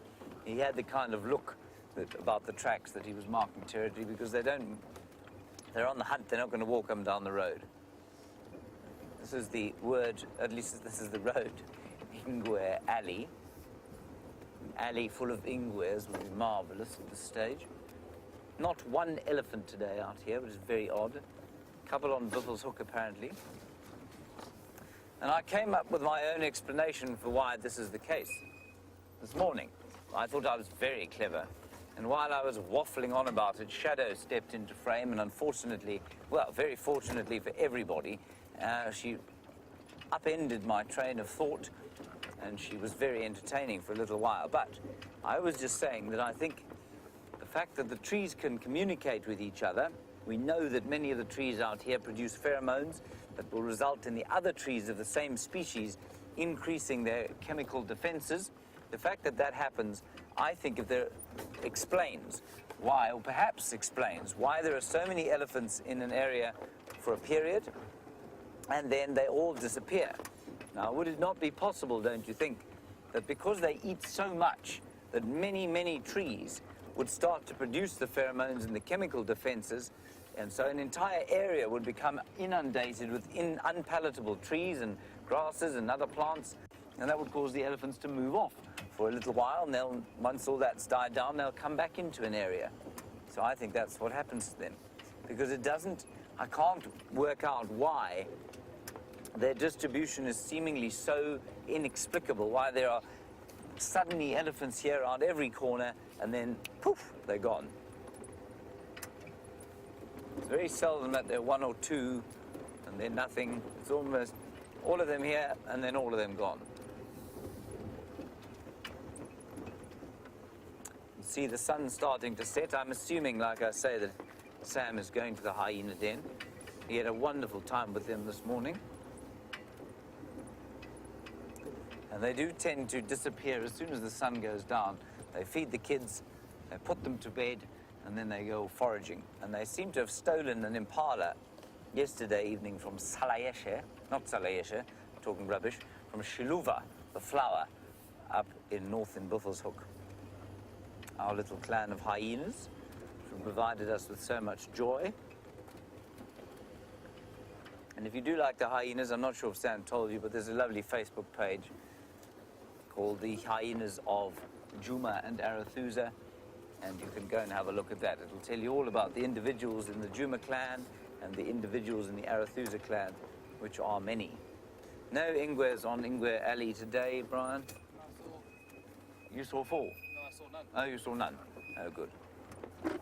Well, no, not good, but, you know, I'm glad you didn't see any and didn't tell me, you know what I mean? Yes. No.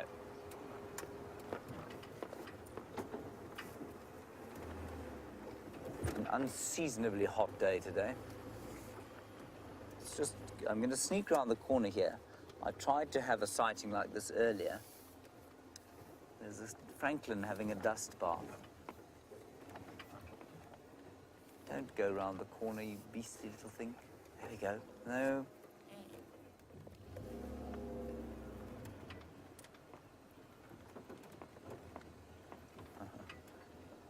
The crested Franklin, who's now very confused because we're not driving around at great speed. Now just look at the special colors on this bird. Yeah, he's relaxed. Looks like he's now eating some grass seeds. That's exactly what he's doing. Isn't that cool? Look at the detail on the feathers.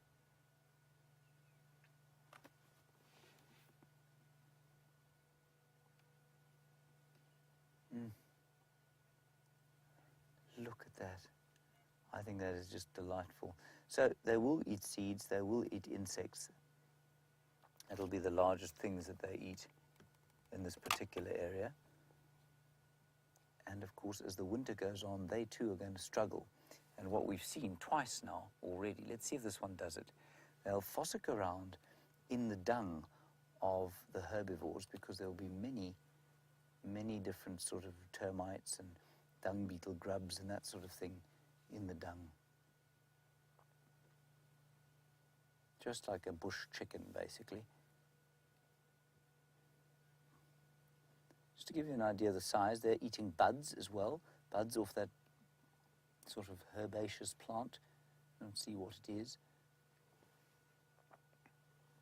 This is a wonderful little sighting.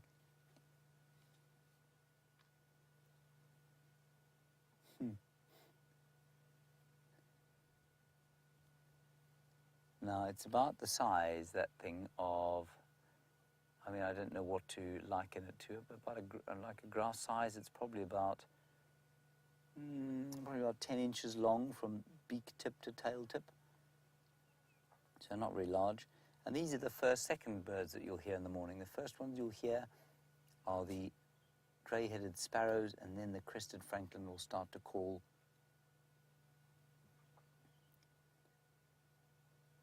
And it'll be the last diurnal bird that you'll hear at the end of the night as well, other than the drongo, second last diurnal bird.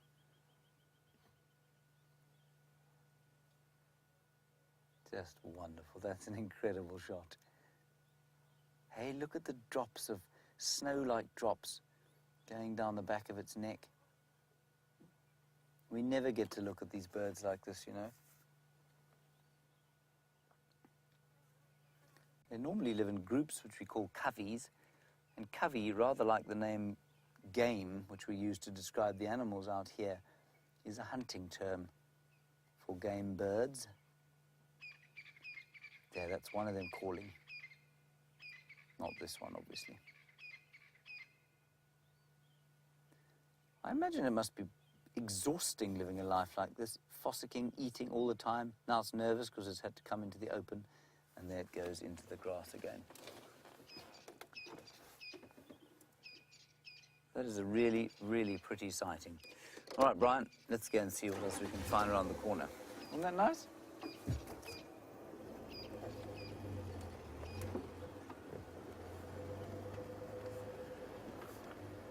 Book Diva, you want to know what sound an oxpecker makes? It goes like this. Psh, psh, psh, psh, psh, psh, psh, psh. Let me, I'll play it for you. What is going on here? Let's go up this way. And the O for oxpecker. Here you go, Book Diva. This is what they sound like.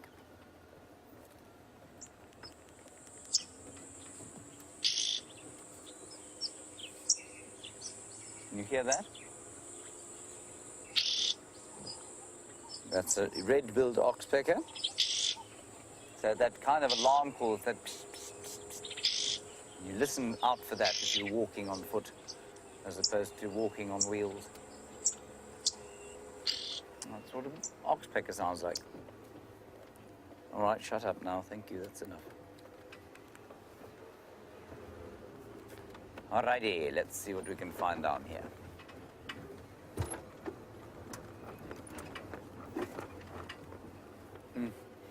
Dan, you say you've never been much of a birder. That's what most people say until they see their first bird and identify it. You say you're developing an appreciation for francolins and hornbills. Dan, I wasn't much of a birder until I moved to the bush either, but what I have found is that a good pair of binoculars is the way to get hooked. Because once you start seeing the detail, like we were looking at the detail on that bird there, it becomes, it's a whole world of discovery. And so I would go out and get myself a pair of binoculars if I were you, Dan, and see if that doesn't inspire you to become a world twitching phenomenon.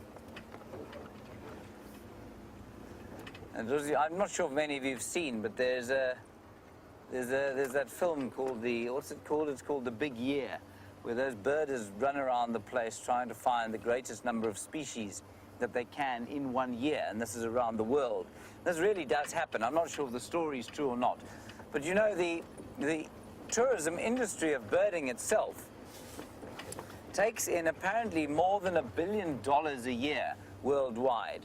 So worldwide, people spend more than $1 billion flying around, staying in hotels and buying equipment to look at different bird species. I think that's phenomenal.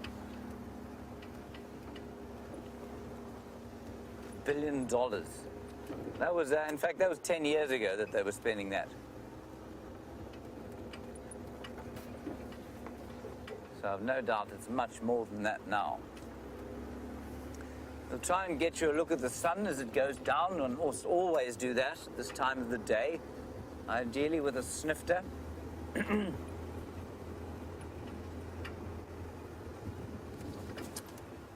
don't see any sign of shadow. Do you see shadow anywhere, Brian? No, alas, alas. I suspect quite strongly she's headed back to Arethusa to be with her babies. We will start viewing her babies now, everyone, so if we do find them, we will happily view them. They are, well, they're a day off being 2 months old. So they, much like Karula's cubs, are now in a viewable state because we know that they can climb trees at 2 months old. That said, we will still be very sensitive and we wouldn't view them without their mother there with them. That will only happen when they're about 5 months old or so.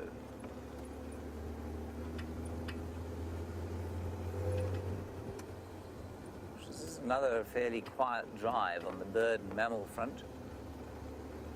Yeah, well, c'est la vie. Maybe it's setting me up for an exceptional morning tomorrow.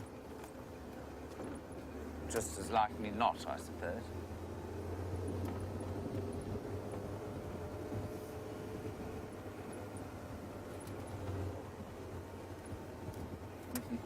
Thank you, X-Ranger, for your encouragement. You say it's been a fantastic drive so far with the Franklin and the monkeys. Thank you very much. I'd like to know if anybody out there has a particular enthusiasm for buffalo. You know, we see buffalo all the time, and they are, well, I mean, they're known as part of the horrendously named Big Five. And when people come to Africa, they so often say, well, we want to see the Big Five, until they discover that cheetah and wild dog and giraffe are not part of the Big Five. Does anybody out there have a particular fondness for buffaloes? I quite like them, but I get the impression that they're not that popular on the game menu. You like buffalo, Brian? Oh, I thoroughly enjoy it. You thoroughly enjoy them. Good for you. Yes. Right, we're going to go through the clearing over here and see if we can see the sun going down over the Drakensberg Mountains, and maybe Shadow will be basking in the sunset. A little bit faster. Keep the flies at bay. The wires are left and right. Not much going on. Mrs. Harden, of course, in the children's class said, could we see some zebra and giraffe? And I would love desperately to have shown her some zebra and giraffe, indeed to have shown you some zebra and giraffe. But it's just not always possible. All right, here we go. I think we're going to have a good sunset here. That'll make up for it. Well, for me anyway.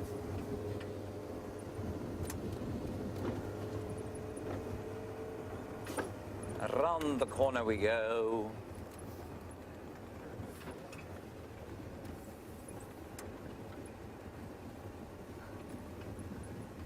And Deborah, armchair traveller, you like the different buffalo hairdos. That's good. See if we can see any buffalo hairdos off to the right-hand side there. Or any shadows, indeed.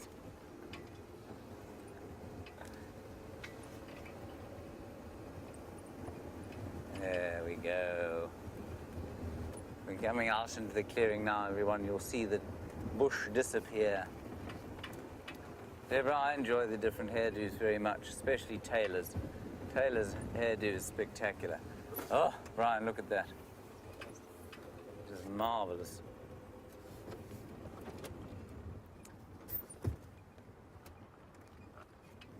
We'll just stop right here. I will take another world-class photograph with my phone.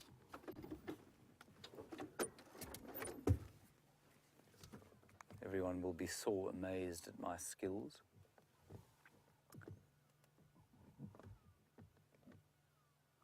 It's almost the same as Brian's picture.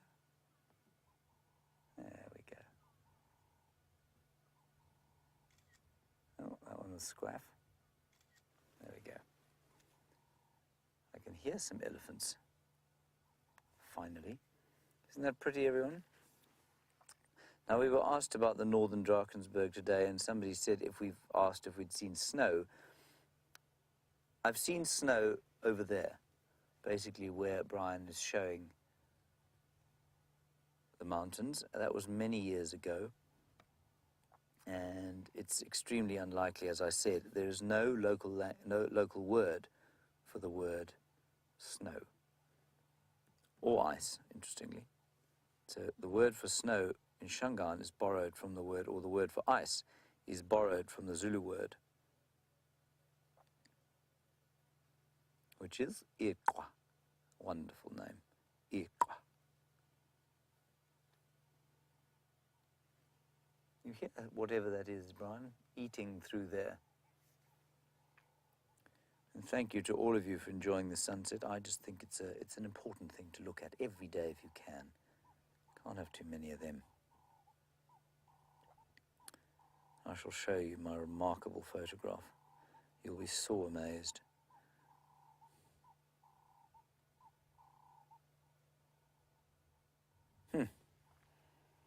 Not quite as good as the one Brian's getting you.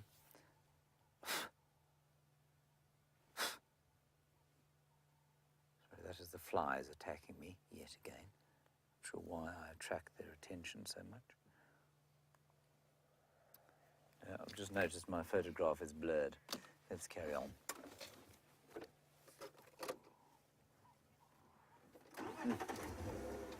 And Sharon, do you say my next book should be called Bored of the Flies? Yes, I think that's a very good play on words. Very good, thank you, Gerard. Maybe. I've just heard something rustling in the bushes up here. I thought it might be an effluent. What do you think, Brian? Think it might be an effluent? Probably, maybe. Potentially, maybe. Let's have a look-see.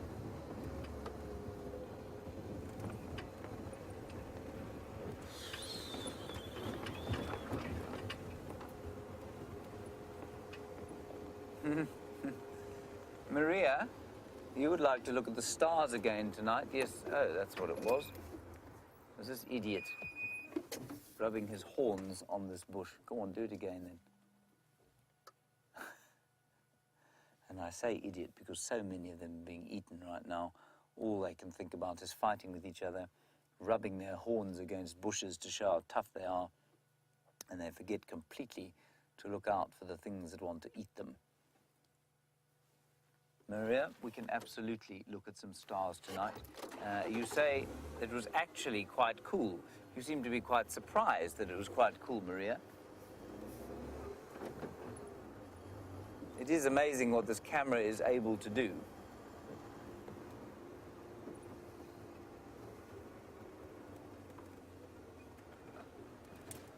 Book Diva, a nice one from you, to which I'm not sure I know the answer. You want to know if all the antelope have got glands on their feet. Now, some of them have got glands in between their hooves. Some of them, like those impala, have got glands on the fetlock joint, which is the kind of ankle joint at the back.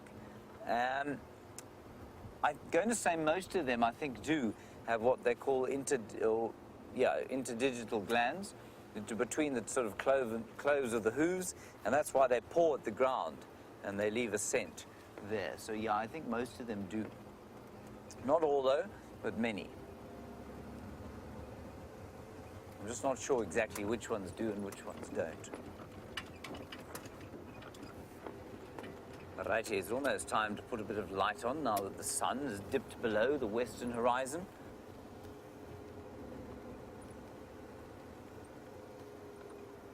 Right, Sam has just arrived at the den of scavenging hyenas. Let's head across there.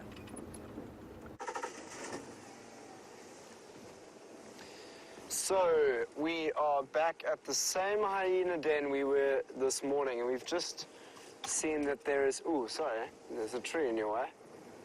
We've just noticed that there's no activity here.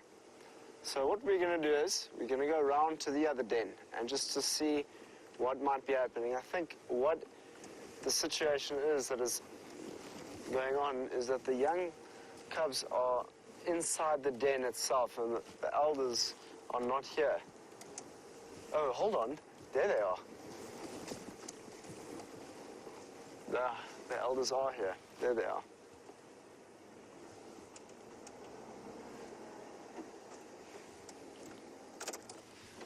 Cool, just spotted that on the corner of my eye.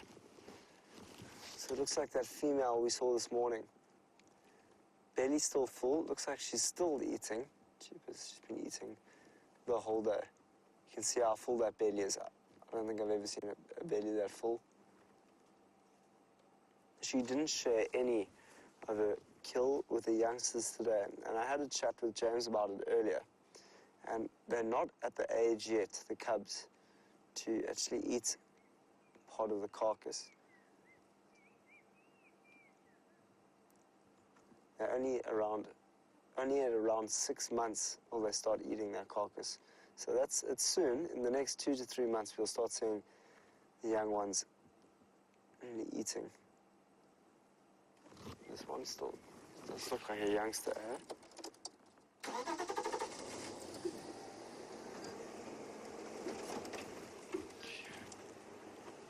We're gonna see if we can get a little bit closer because they are eating, they definitely are eating something there.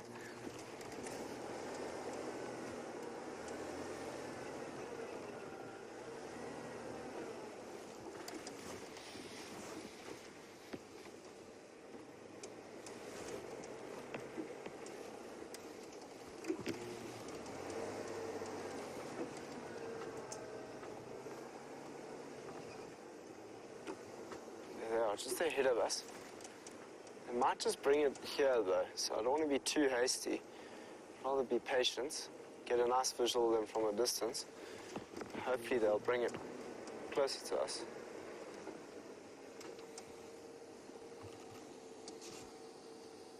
They're definitely feeding on something.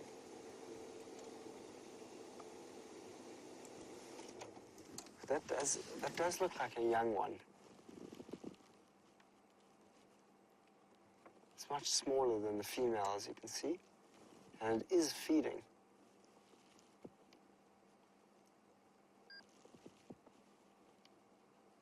So there was one that was born in November, 2 in December, 2 in January. So the one born in November, so it's November, December, January, February, March, April, May. So that's just over 6 months. So the one born in November will start to feed soon. And I'm just curious to know, is this one potentially the older cub? I mean, it is quite big. What do you think, Viam? It's the previous litter. So Viam thinks the previous litter because I don't. It's quite a large. So this is from the previous litter. But you could see that this one here is quite a one behind this one at least. That's the huge female. It's quite a lot smaller than the other one. I'd love to know what they've. So possibly that hyena's name is Madam. So I don't think I've met Madam. Good afternoon, Madam. Nice to meet your acquaintance. What are you eating over there? Because quite clearly being able to eat with the big female.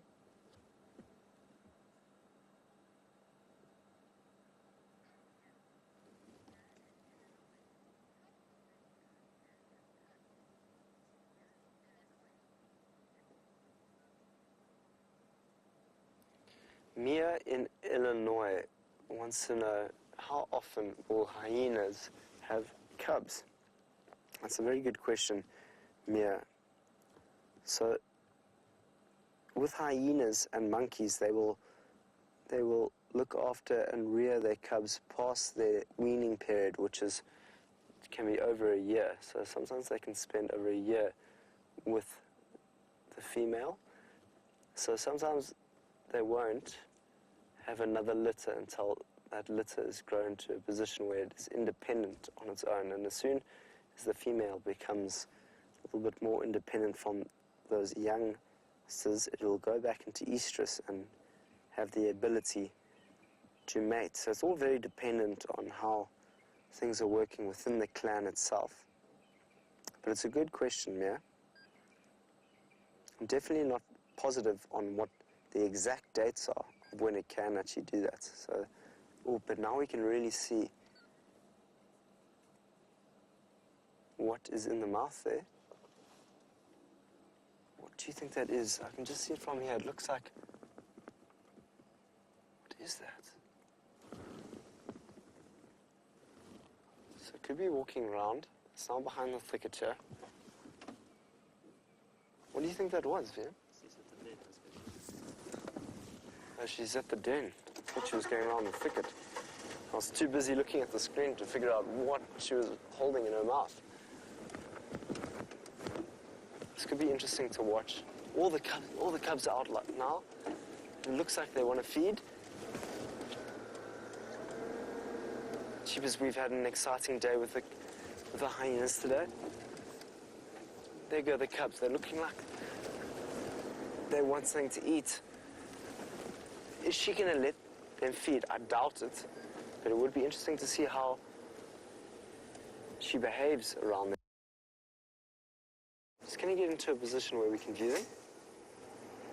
Don't want to scare them too much.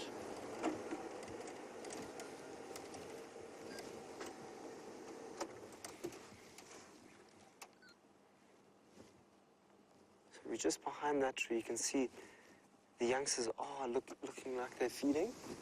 Yes, they are. All of them are going towards her now.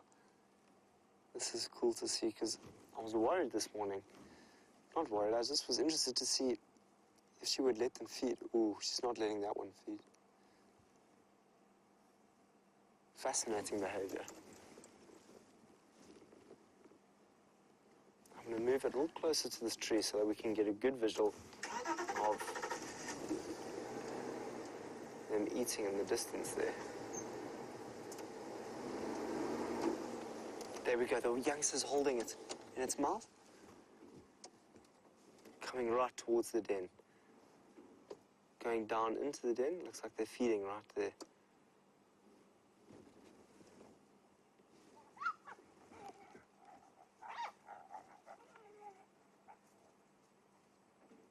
So a little bit of aggression towards one another as they're trying to feed.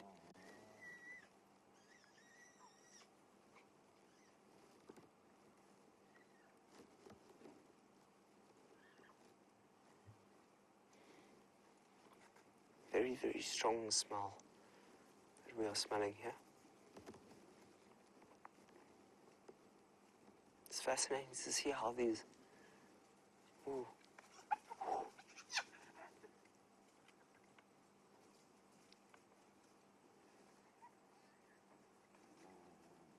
A brutal attack on one another.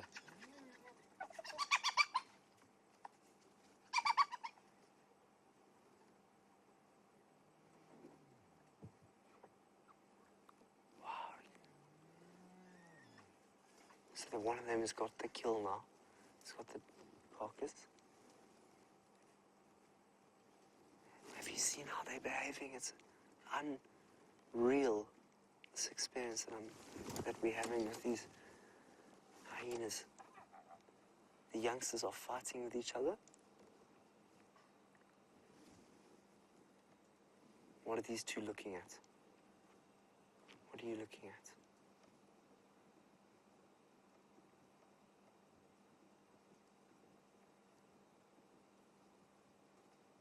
The aggression that they had against each other was very, very intense. You could hear the sound of that hyena.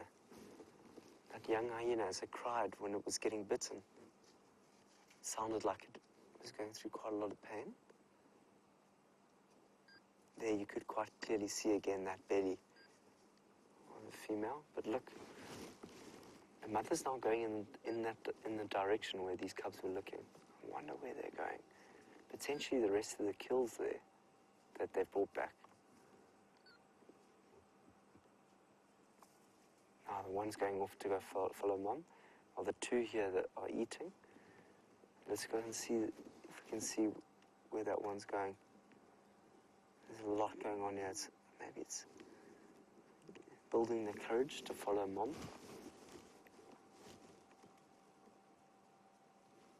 So it's exited now. There's something down there. But let's go back to this. Look, they're going again. They're fighting over the kill.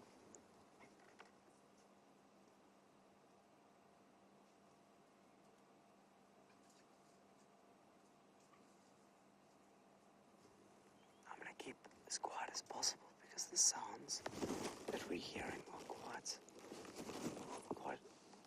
loud, like a really interesting squeal.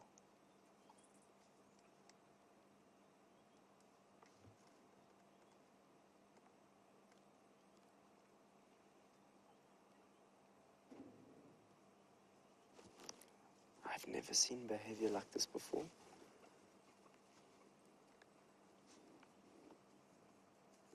There we go. We can now see two of them feeding on whatever that is. Let's try and work out what that is.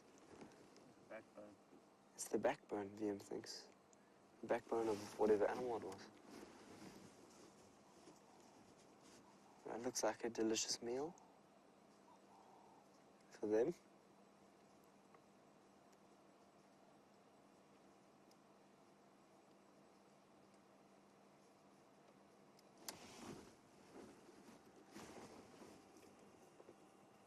Here comes that big female again. Has she got anything in her mouth? No, she doesn't have anything in her mouth.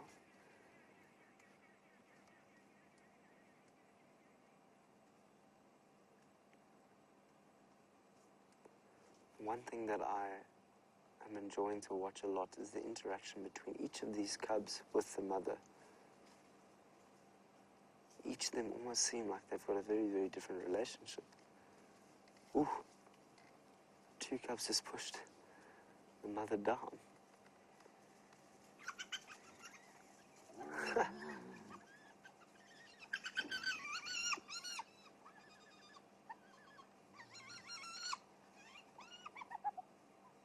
Listen to that sound, the iconic sound of the hyena. How funny was it watching that mom being pushed down there? She's so heavy, I reckon that's why.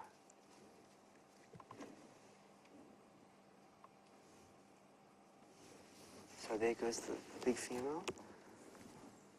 Jeepers, I don't know what I would feel like if I was that full.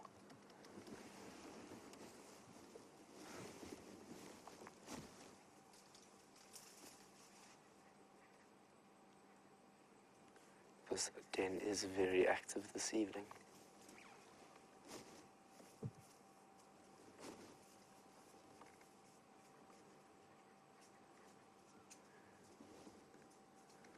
So the 2 are now standing outside the den. There's another one that's coming towards the den now.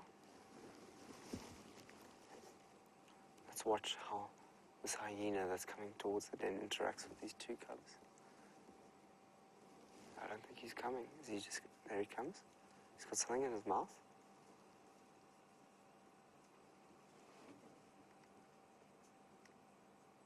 Just walks past the other cub. Starts feeding. The other one wants something.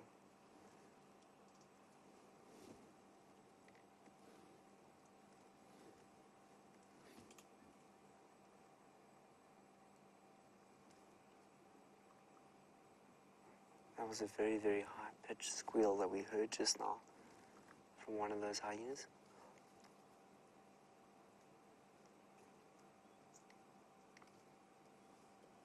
So that one to the right looks like one of the December cubs, the smallest looking of them.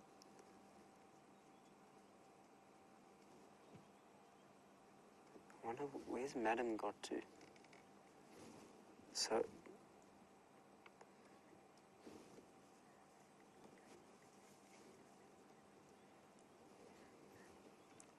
Teresa just made a very good comment that nothing goes to waste out here in the bush. Teresa, we were chatting about the way in which hyenas were a bit earlier, and they are opportunistic hunters as well as scavengers. So any opportunity they have to hunt an animal, they will. But when they find like an old carcass that a hyena, that a leopard or a lion has left or dropped or they've been chased off, they'll eat them. Here comes one that's running in. This could be Madam. Madam also looks quite full.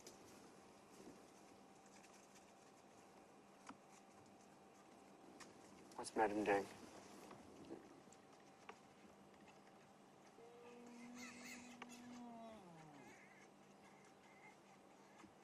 Straight into a greeting. What on earth is that sound?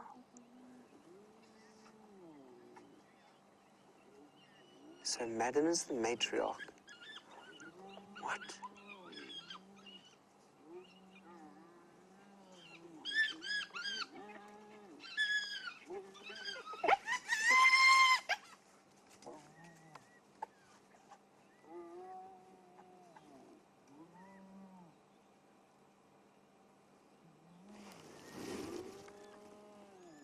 What is that sound? What What is going on?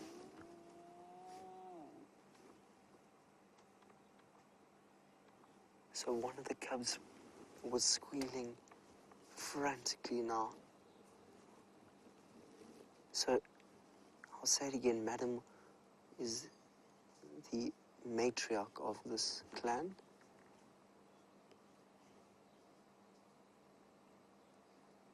So I'm starting to get to know this clan a little bit better. From the big leaders that is very, very full, you can see that belly there, to these little young ones that were born in November, December, January.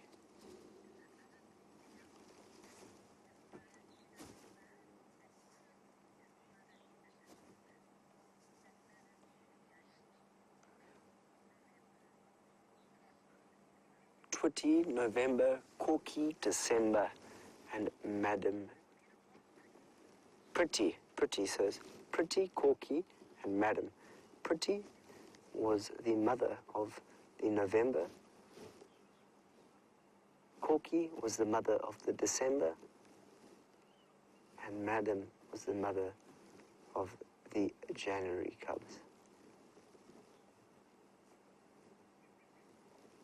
This is the second time we've been at the den today, and it's been highly active.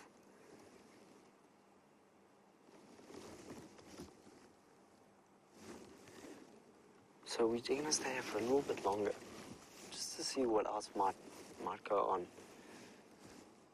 But it's starting to get very, very dark, and we can't shine any spotlights around the den here. So as soon as it gets dark, we'll leave here. But we've had some of the most interesting behavior I've ever seen with hyenas in my life. I'm sure you guys have had a great time. How loud are those squeals? The squeals were very, very loud. I think that's Madam lying down, very full, with the youngster next to it. Could be feeding.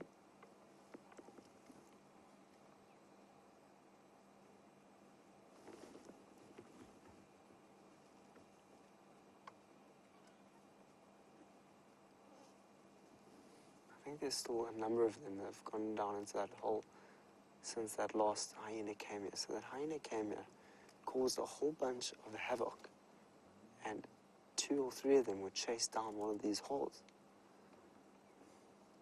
which was strange behavior. Strange is the wrong word. It's rather the behavior that could be from the influence of a mother.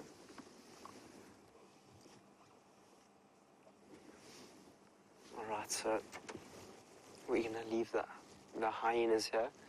The light is getting very dark, and we're going to head off and see what other night critters we might be able to find. So from monkeys to hyenas, we'll see you a bit later.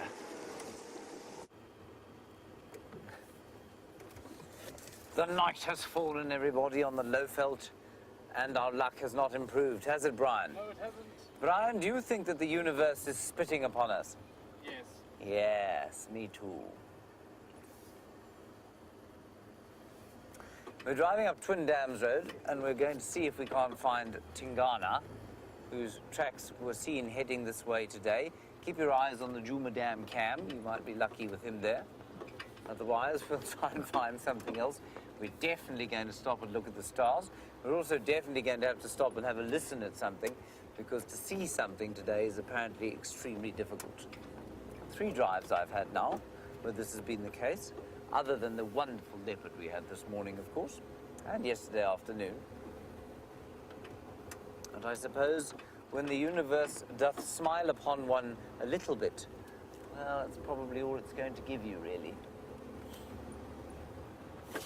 Okay, let's do a little experiment.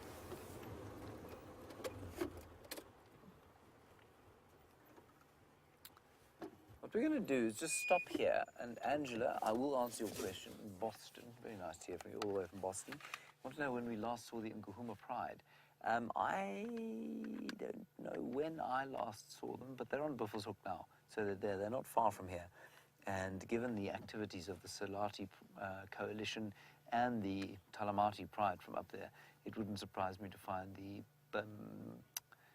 Birminghams and the Guhumas coming south sometime during the night. All right, we're kind of on a ridge crest here. What I would like you to do, I'm going to be quiet for 20 seconds. Just listen here, and then we're going to go down into the depression, and you can listen there as well.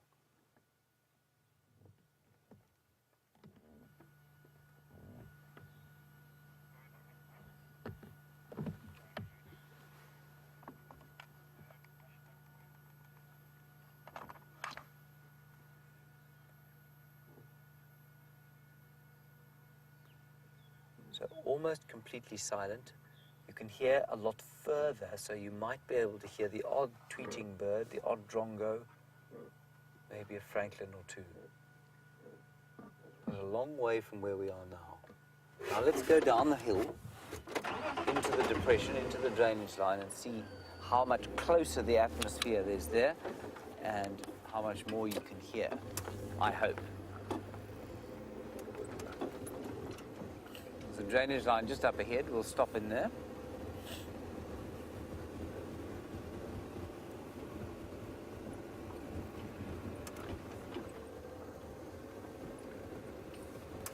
Right, let's roll down here.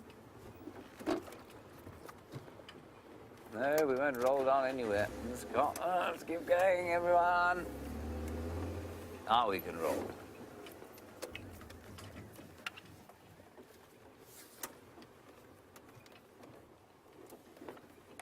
Right, we're going to stop down here now. And then I'm going to be quiet for another 20 seconds. Turn the lights off. See how much darker it is here. Obviously, we can't see the sun or the embers of the day.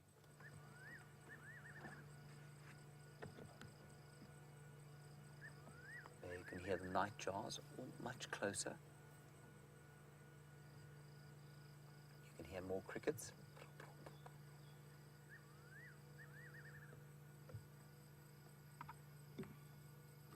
Franklin calling as it climbs into a tree for the night. And the air, which you can't feel, but I'm just going to give you an impression, is cooler. There's a sense of coolth about the air because, of course, as the sun goes down, so the hot air is going to lift out of these depressions and up onto the crest areas.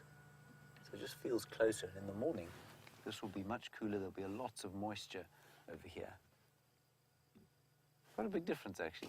I'm surprised it's that big, and it'll be even bigger on a higher ridge crest compared with down in here.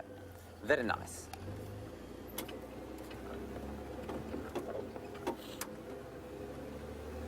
Let's go up towards quarantine now. See what's coming out to avoid being eaten during the night.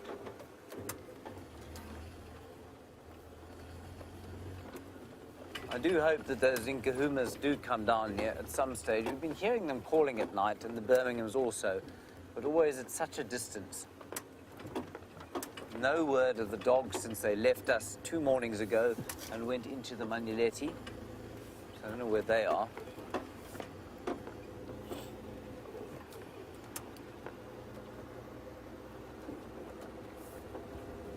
But such a wonderful sighting you had with the hyenas today. I was waiting for this to be suggested. A number of you are wondering why I don't have a wooden animal and suggesting I get one for my dashboard for good luck. I think I probably will have to at this rate. Brian, do you think that would help? Possibly. Possibly not. Anything will help with this. Yes, I agree. I think we've seen 2 impala and 1 duiker this afternoon. And 1 or 2 buffalo, of course. Nobody sent through any love for the buffalo on the end of my question. I thought there was going to be an outpouring of love and affection for the old Duggar boys, but no, nothing.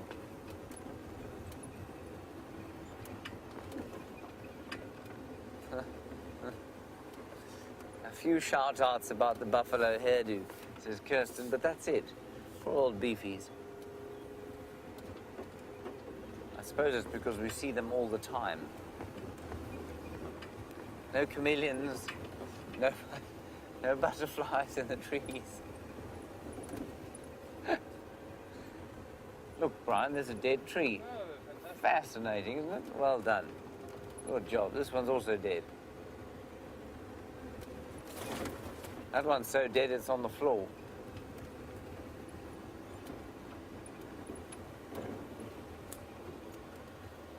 Oh, listen, Brian. Good grief. Stop press, everyone.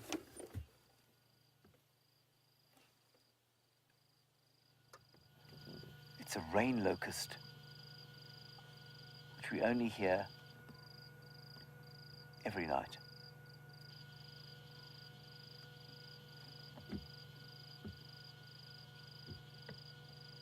I can also hear a Scops owl way in the distance.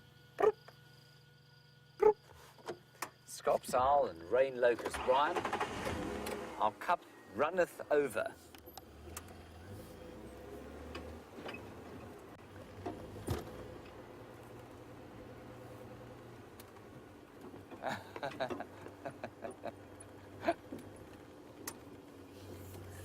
We have a comment from Pinchy Weiner here who says that he doesn't like the Duggar boys because they destroyed his home. Pinchy, I don't think it was a Duggar boy. I think it was an elephant that destroyed your home. But I take your point. I take your point, Pinchy. Very nice to hear from you from the ether. Tell us what it's like on the other side. Maybe you can be our connection to the other side.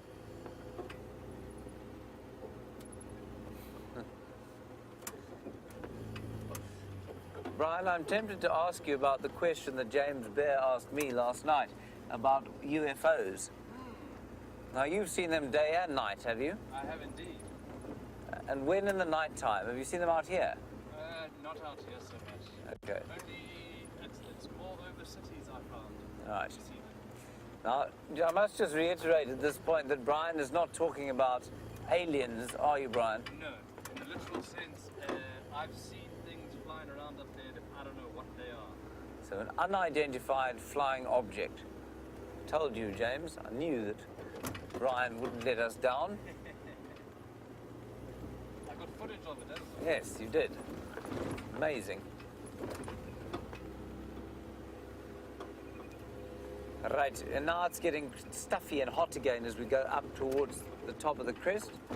There's all that hot air from this very dry, dusty day is now starting to come up onto quarantine clearings, where we will have a look at the stars.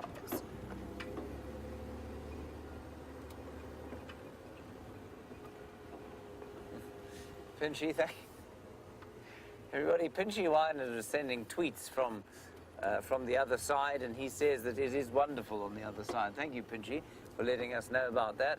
So fear not, everyone.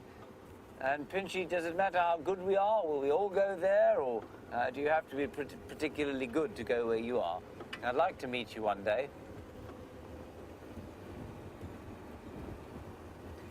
We're going to do a little experiment now. We're going to look at this at Jupiter just before it gets completely dark, and I wonder if we won't get a slightly better view. There it is, Brian, up there. Now I'm going to get out of the car so that Brian can super zoom into it, because every time I breathe, it makes the car move. So I'll just look at the... That's it there. Yeah, you got it. Any moons? There they are. Yeah, you can see 4. You can see 4 moons today, everybody. Look at that. Okay, hold on, let me make it brighter. So that's Jupiter. And like I said, I've got out of the car because this, once you've super zoomed all the way in here, even the slightest, wow.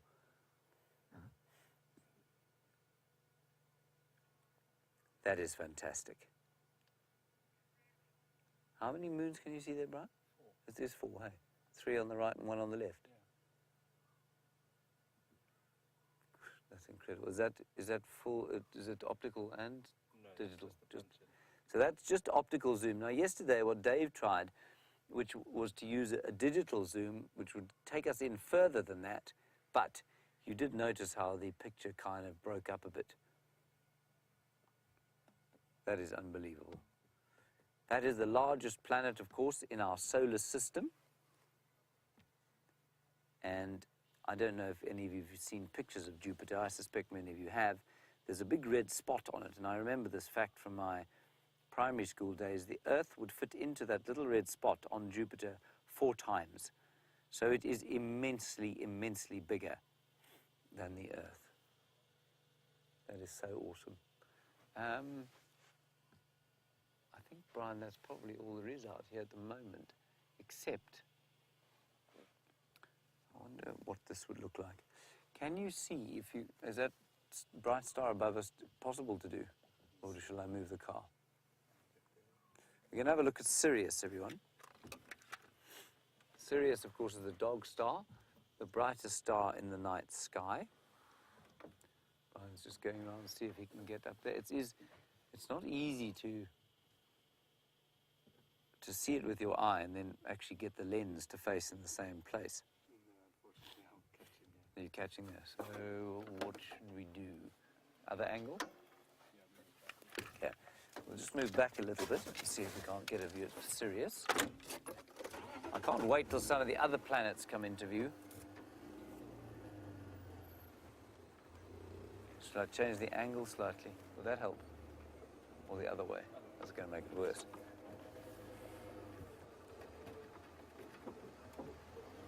How's that? Good?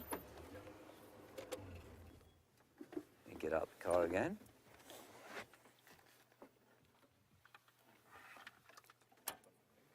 No, I think it's up. Yeah, it looks like you've aimed at the right thing. Let's bang in on there.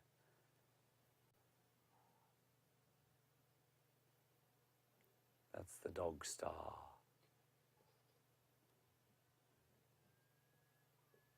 And there, a pearl-spotted owl calling. Now the dog star is the brightest star in the night sky, not only because it's close-ish to us, but because it is so very massive. And we talked yesterday about red giants and the stars that will eventually, that's amazing, the stars that will eventually form black holes from red giants, and that will be one of them. In millions of years from now, that star there will glow red, like Betelgeuse glows, and then it will die, and it will probably become a black hole. And if you're interested in the physics of that, let me know, and I'll try and explain it to you in simple terms. Can you hear that, Brian? I did. Sounds like there's some Impala alarm calling. Before we carry on our star talk, let's go across and see if we can't see what those Impala alarm calling sounds like. We're around about sort of Gallagher. Very nice indeed. I'm sure as the other planets start to emerge into the sky, everyone, we're going to have a great time looking at them. And, of course, at the moon, our own satellite. 67 moons, we were informed yesterday, around Jupiter.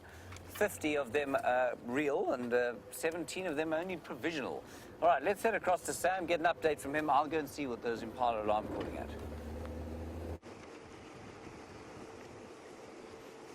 So I'm told that you've just spent some time with Jupiter and the many planets or stars that are around it.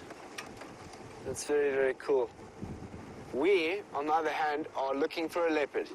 We've got 30 minutes to find you a leopard, me and Wiem. Oh, that's a lie, it's not 35, we've only got 23. We can do it. We can do it.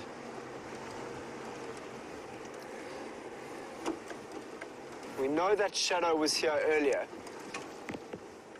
So we're just looking for, we're trying to drive as many of the roads as possible. Because the more roads we drive, the better chance we have of finding a leopard. But also we're trying to listen to any alarm calls, monkey alarm calls, squirrel alarm calls before the night ends. But if we don't find a leopard, it's not a problem. I don't want to ignore all the other beautiful creatures that are out there.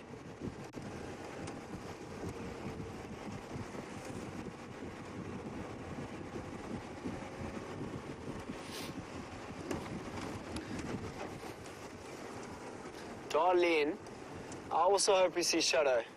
Not only because I heard that she is a beautiful leopard with a, as you say, a really nice face, but I've never seen her before. The two female leopards I've seen, Karula and Inkanyeni. And Inkanyeni is by far my favorite leopard I've seen so far, just because of she was so beautiful. So utterly beautiful. But I haven't seen a cheetah since I've been here. I know this is not the habitat where you find a cheetah, and cheetahs are generally diurnal animals, so to see a cheetah would be very difficult. So hopefully, let's save that for tomorrow.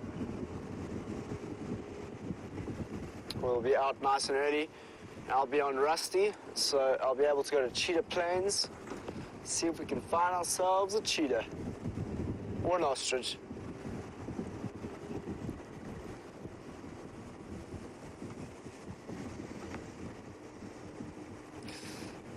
Barbara's asking, are there any fireflies here? I haven't seen any fireflies. I know that we do get sometimes. Do you know what time of year that is, Liam? I know that we sometimes get fireflies. Or am I thinking of, sorry, I might be thinking of my time in the Amazon. I was on the Amazon last year and there were fireflies everywhere. A firefly in Brazil is called a vagalume. And I traveled with a group called the Vagalumes down the Amazon River, doing storytelling with children along the banks. So that was the last time I spent with a firefly. There were so many, it was incredible. I'm actually not sure if there are fireflies here.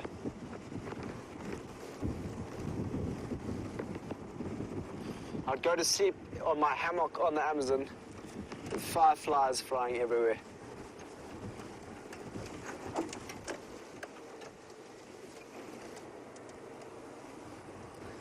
If I got that name correct, I think it was 5min. 5min is asking, what is my favorite?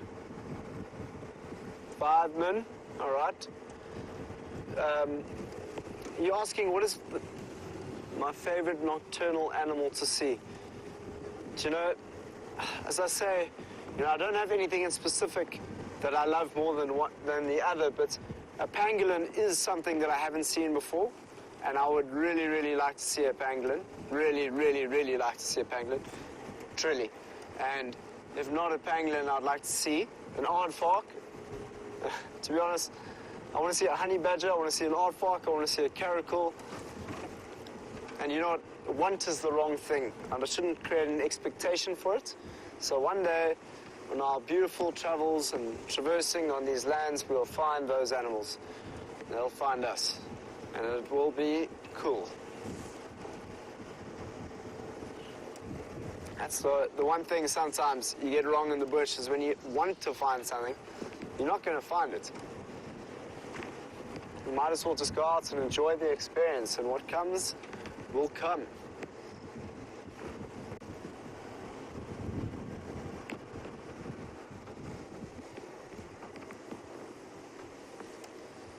I wouldn't mind finding another flap-neck chameleon.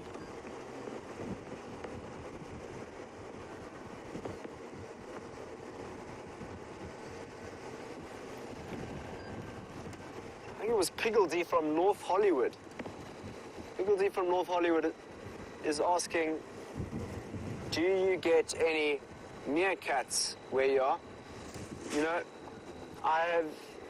no, we don't get meerkats on our traverse. You mainly get meerkats up towards the Karoo, or the northern parts of South Africa, not the northeastern.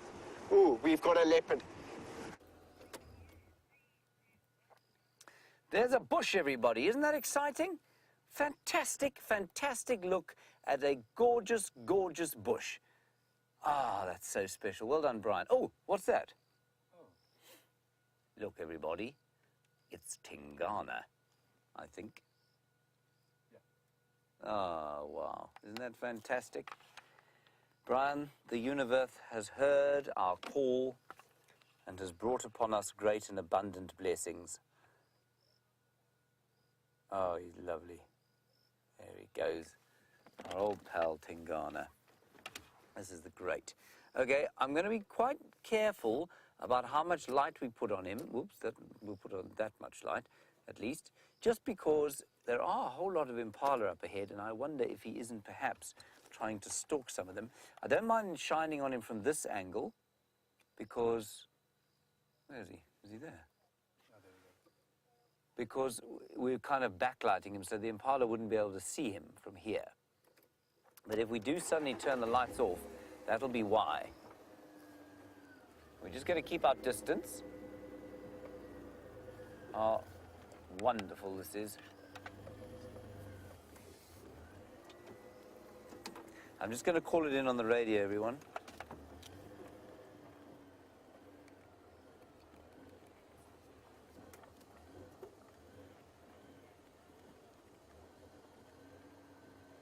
Isn't that wonderful?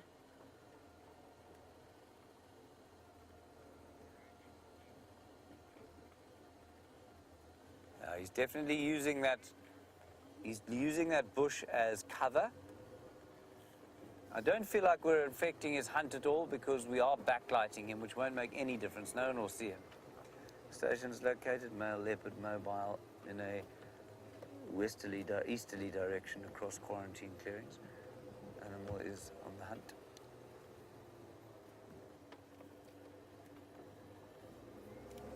I'm talking so much on the radio that they can't hear me. Now here's where we're going to have to be a little bit careful. There he goes. Stations located, male leopard mobile east across quarantine clearings.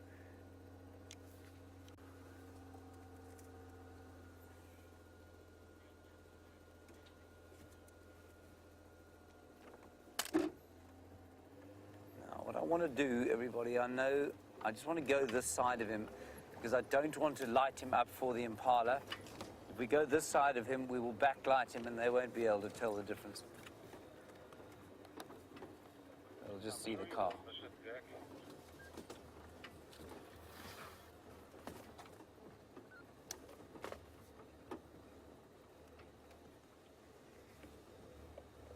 The other nice thing about this fancy camera we've got now, everybody. James, can you tell me which mile is that? I don't know why these things are not on secret comms. It's Tingana. Okay, great. Good work.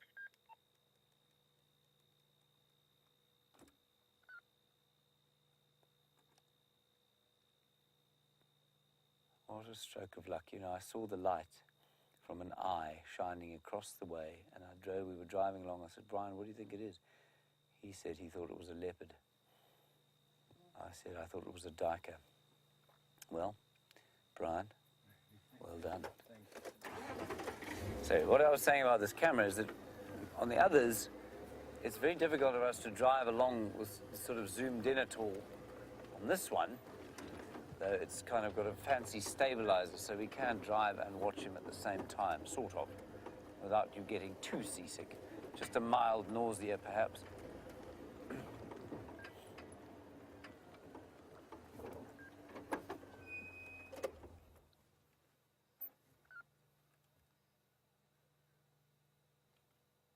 Isn't that great? Look at him. The prince. I suppose if Karula is the queen, he must be Prince Philip, not so. I'm not sure he'd appreciate it being compared to Prince Philip.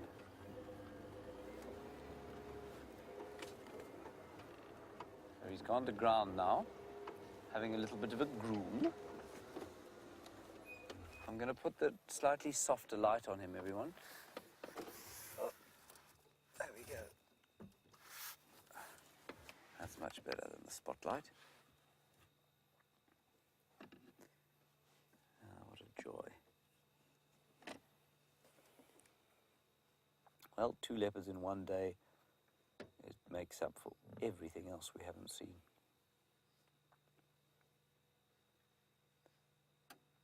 One, 2, 3, 4. And Pamela, you say this is why you are late to work every day. Tamala, I'm sorry about that. I really am. I'm sorry you're late to work. But what can we do? Here's Tingana. Look how perfectly hidden he is there in amongst the silver cluster leaf.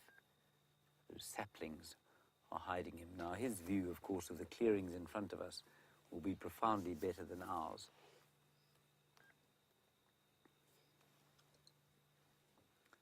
I will just have to keep listening to the radio, everyone, because somebody might want to come and see him. And I can't... for some reason, what we call the secret comms are not working, so you might have to listen to them. He's listening very intently. And that one day that we spent 6 hours with Mvula, I tell you, was one of the most informative days of my life with leopards, because it just became so clear how much they hear, how much, or smell. I mean, you can't see if they're smelling something, but you can see if they hear. And their ears are massively, massively important to them. And we watched Mvula catch a monitor lizard, having heard it probably about 30 meters or 100 feet away from him. And he walked straight to it and grabbed it. Nice punch there, Brian. Thank you. Good job. There you can see the 4 spots that he's got, just above the whisker line. He's a 4-4 male. He's got 4 on this side and 4 on the other side.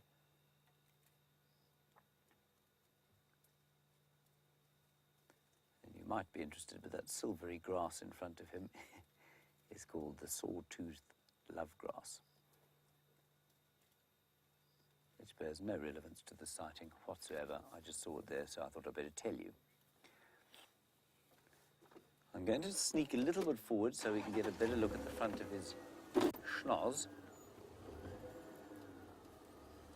I will change the light once we've stopped.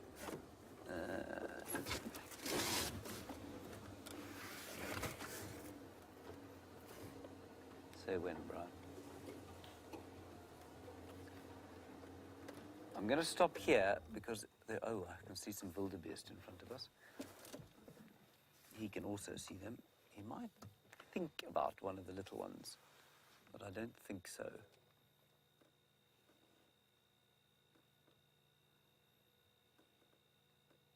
Okay, everyone, I'm afraid.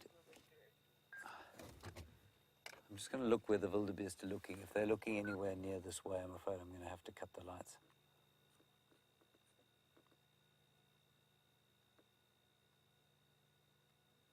Yeah, there's so much looking there.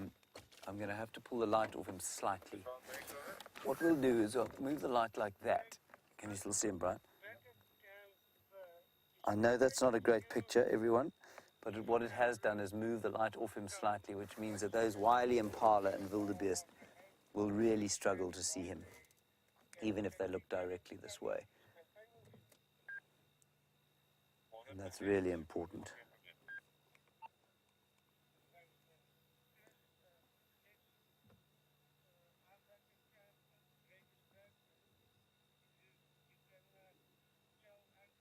And here's a very, very still night. And there's no moon, so it's a good night for hunting for him. And we saw those males impala. We saw those male impala fighting a little bit earlier around here. That's what we thought the initial alarm calling was. And so he'll have a good chance of killing something here. Sandy, you wondering if he's a normal-sized male lion? Yeah, he is. Not male lion, male leopard. He looks quite big. He's a big-ish male. He's pretty much average size for this area, though. He's probably 75 to 80 kilograms, which is about 180 pounds.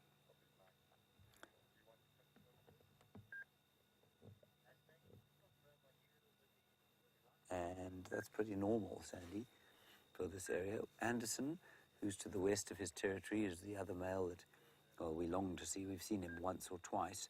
He's probably a little bit bigger, maybe 90 kilograms, 200 pounds. And Mvula, a little bit off to the east, or well, he's pretty much lost his territory now, I think. Maybe he's still knocking about to the east there. I'd say he's probably about 10 kilos lighter, 70 kilos, maybe 75.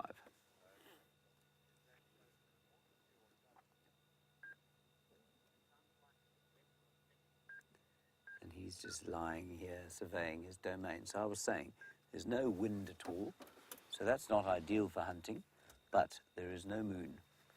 And when these lights go down, it will be perfect hunting conditions for him.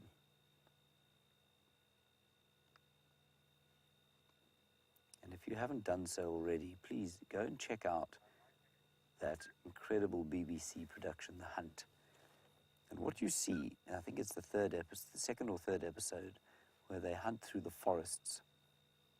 What you see is the movement of a cat's foot on the vegetation, how incredibly careful they are about where they place each footstep.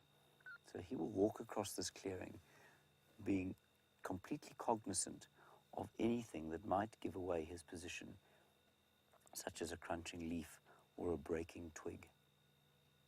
Look, he's heard the impala. He's heard the impala, and the impala are rutting, and he knows that they're not concentrating on him. I'm just going to let him go. Sorry, everybody, I have to. I will backlight him.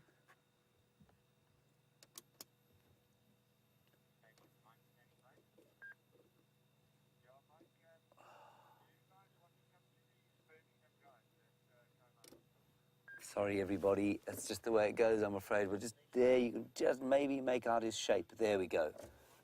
We're going to follow him. As soon as he heard the clashing of impala's horns, he knew that they weren't thinking about him, that they weren't thinking about anything other than each other. Okay, we'll stop here, I'm afraid.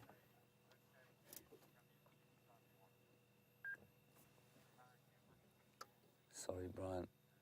That's about all we can do, hey? Is that okay? I know that's not the best picture, everyone, but I just don't want to affect his hunt. If he moves now, it will be very blurry, right, Brian? Yeah. So we've got basically the same camera settings as we have for the stars. So if he does move now, it will be blurry, but that's okay. It does mean that there's almost no light on him whatsoever.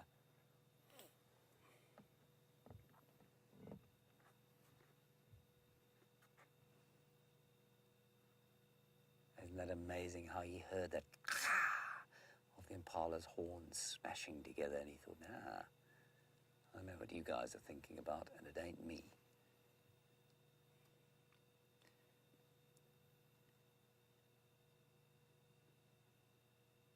Now he will wait. Did you see how he looked a little bit blurry as he lay down there? This is what a leopard does best, a waiting game. I can just see him with my bare eyes, but hardly.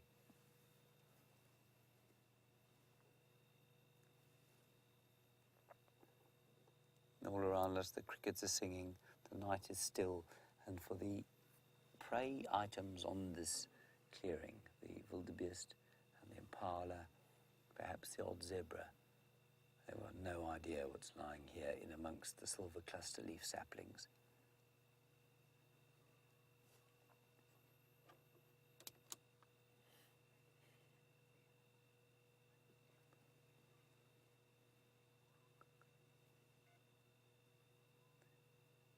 It's actually quite a nice picture. Just imagine now, everyone, that you are an impala and you are going into the night. Your night vision is better than ours, so you'd probably, if you look directly at that animal, that's probably the view you'd get. Because you're used to the area, you would know that that shape meant trouble. But he's so well hidden behind that silvery love grass and the annual flowers there, and I don't think even if they looked directly this way, they'd see him. I can see a few off to the right-hand side, just moving off towards the south, not running, just moving to where it's clear. And those look like females to me, and we did see a big herd of rutting males earlier. I just think it's fascinating. You know, you read in the books that a leopard and a lion and all of the other predators will go for rutting males. And we've seen it. We know that Shadow and Karula have killed rutting males before. And he reacted immediately. Cat in Tampa, you say, stars and spots forever. Indeed, stars and spots forever with this new camera. We wouldn't be looking at this leopard like this with the old one.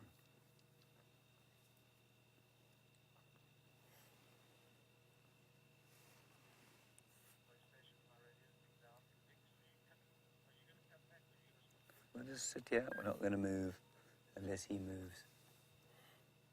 And with any luck, I know we've only got about a minute and a half left with you. We might only find him tomorrow, sitting in one of these jackalberry or marula trees on quarantine with a male impala. Now, eventually, of course, we will be able to view a hunt like this completely without affecting it. We'll have a long lens and a full night vision camera. But at that stage, we're not quite there. We could use infrared. It just looks so horrible, though. You can't see the magnificent colors.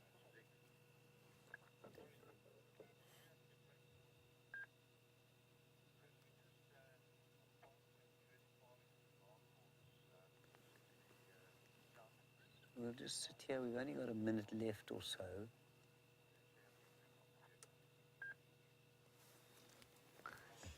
So while Tingana sits there and hunts into the night, I'm going to say goodbye to you.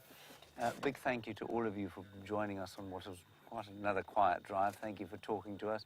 Wonderful that Sam had so much great stuff today. I think it's been a real confidence booster for him, so thanks for that. Big thank you to Brian. Thank you. Well done, Brian. Big thank you to Sam, of course, who's not going to close because we've been looking at Tingana. And, of course, he was being filmed by Viam. Thanks to Kirsten and Louise in the final control. We will see you all tomorrow as the dawn breaks in Africa here at 6 o'clock. Until then, keep safe and happy. Bye-bye.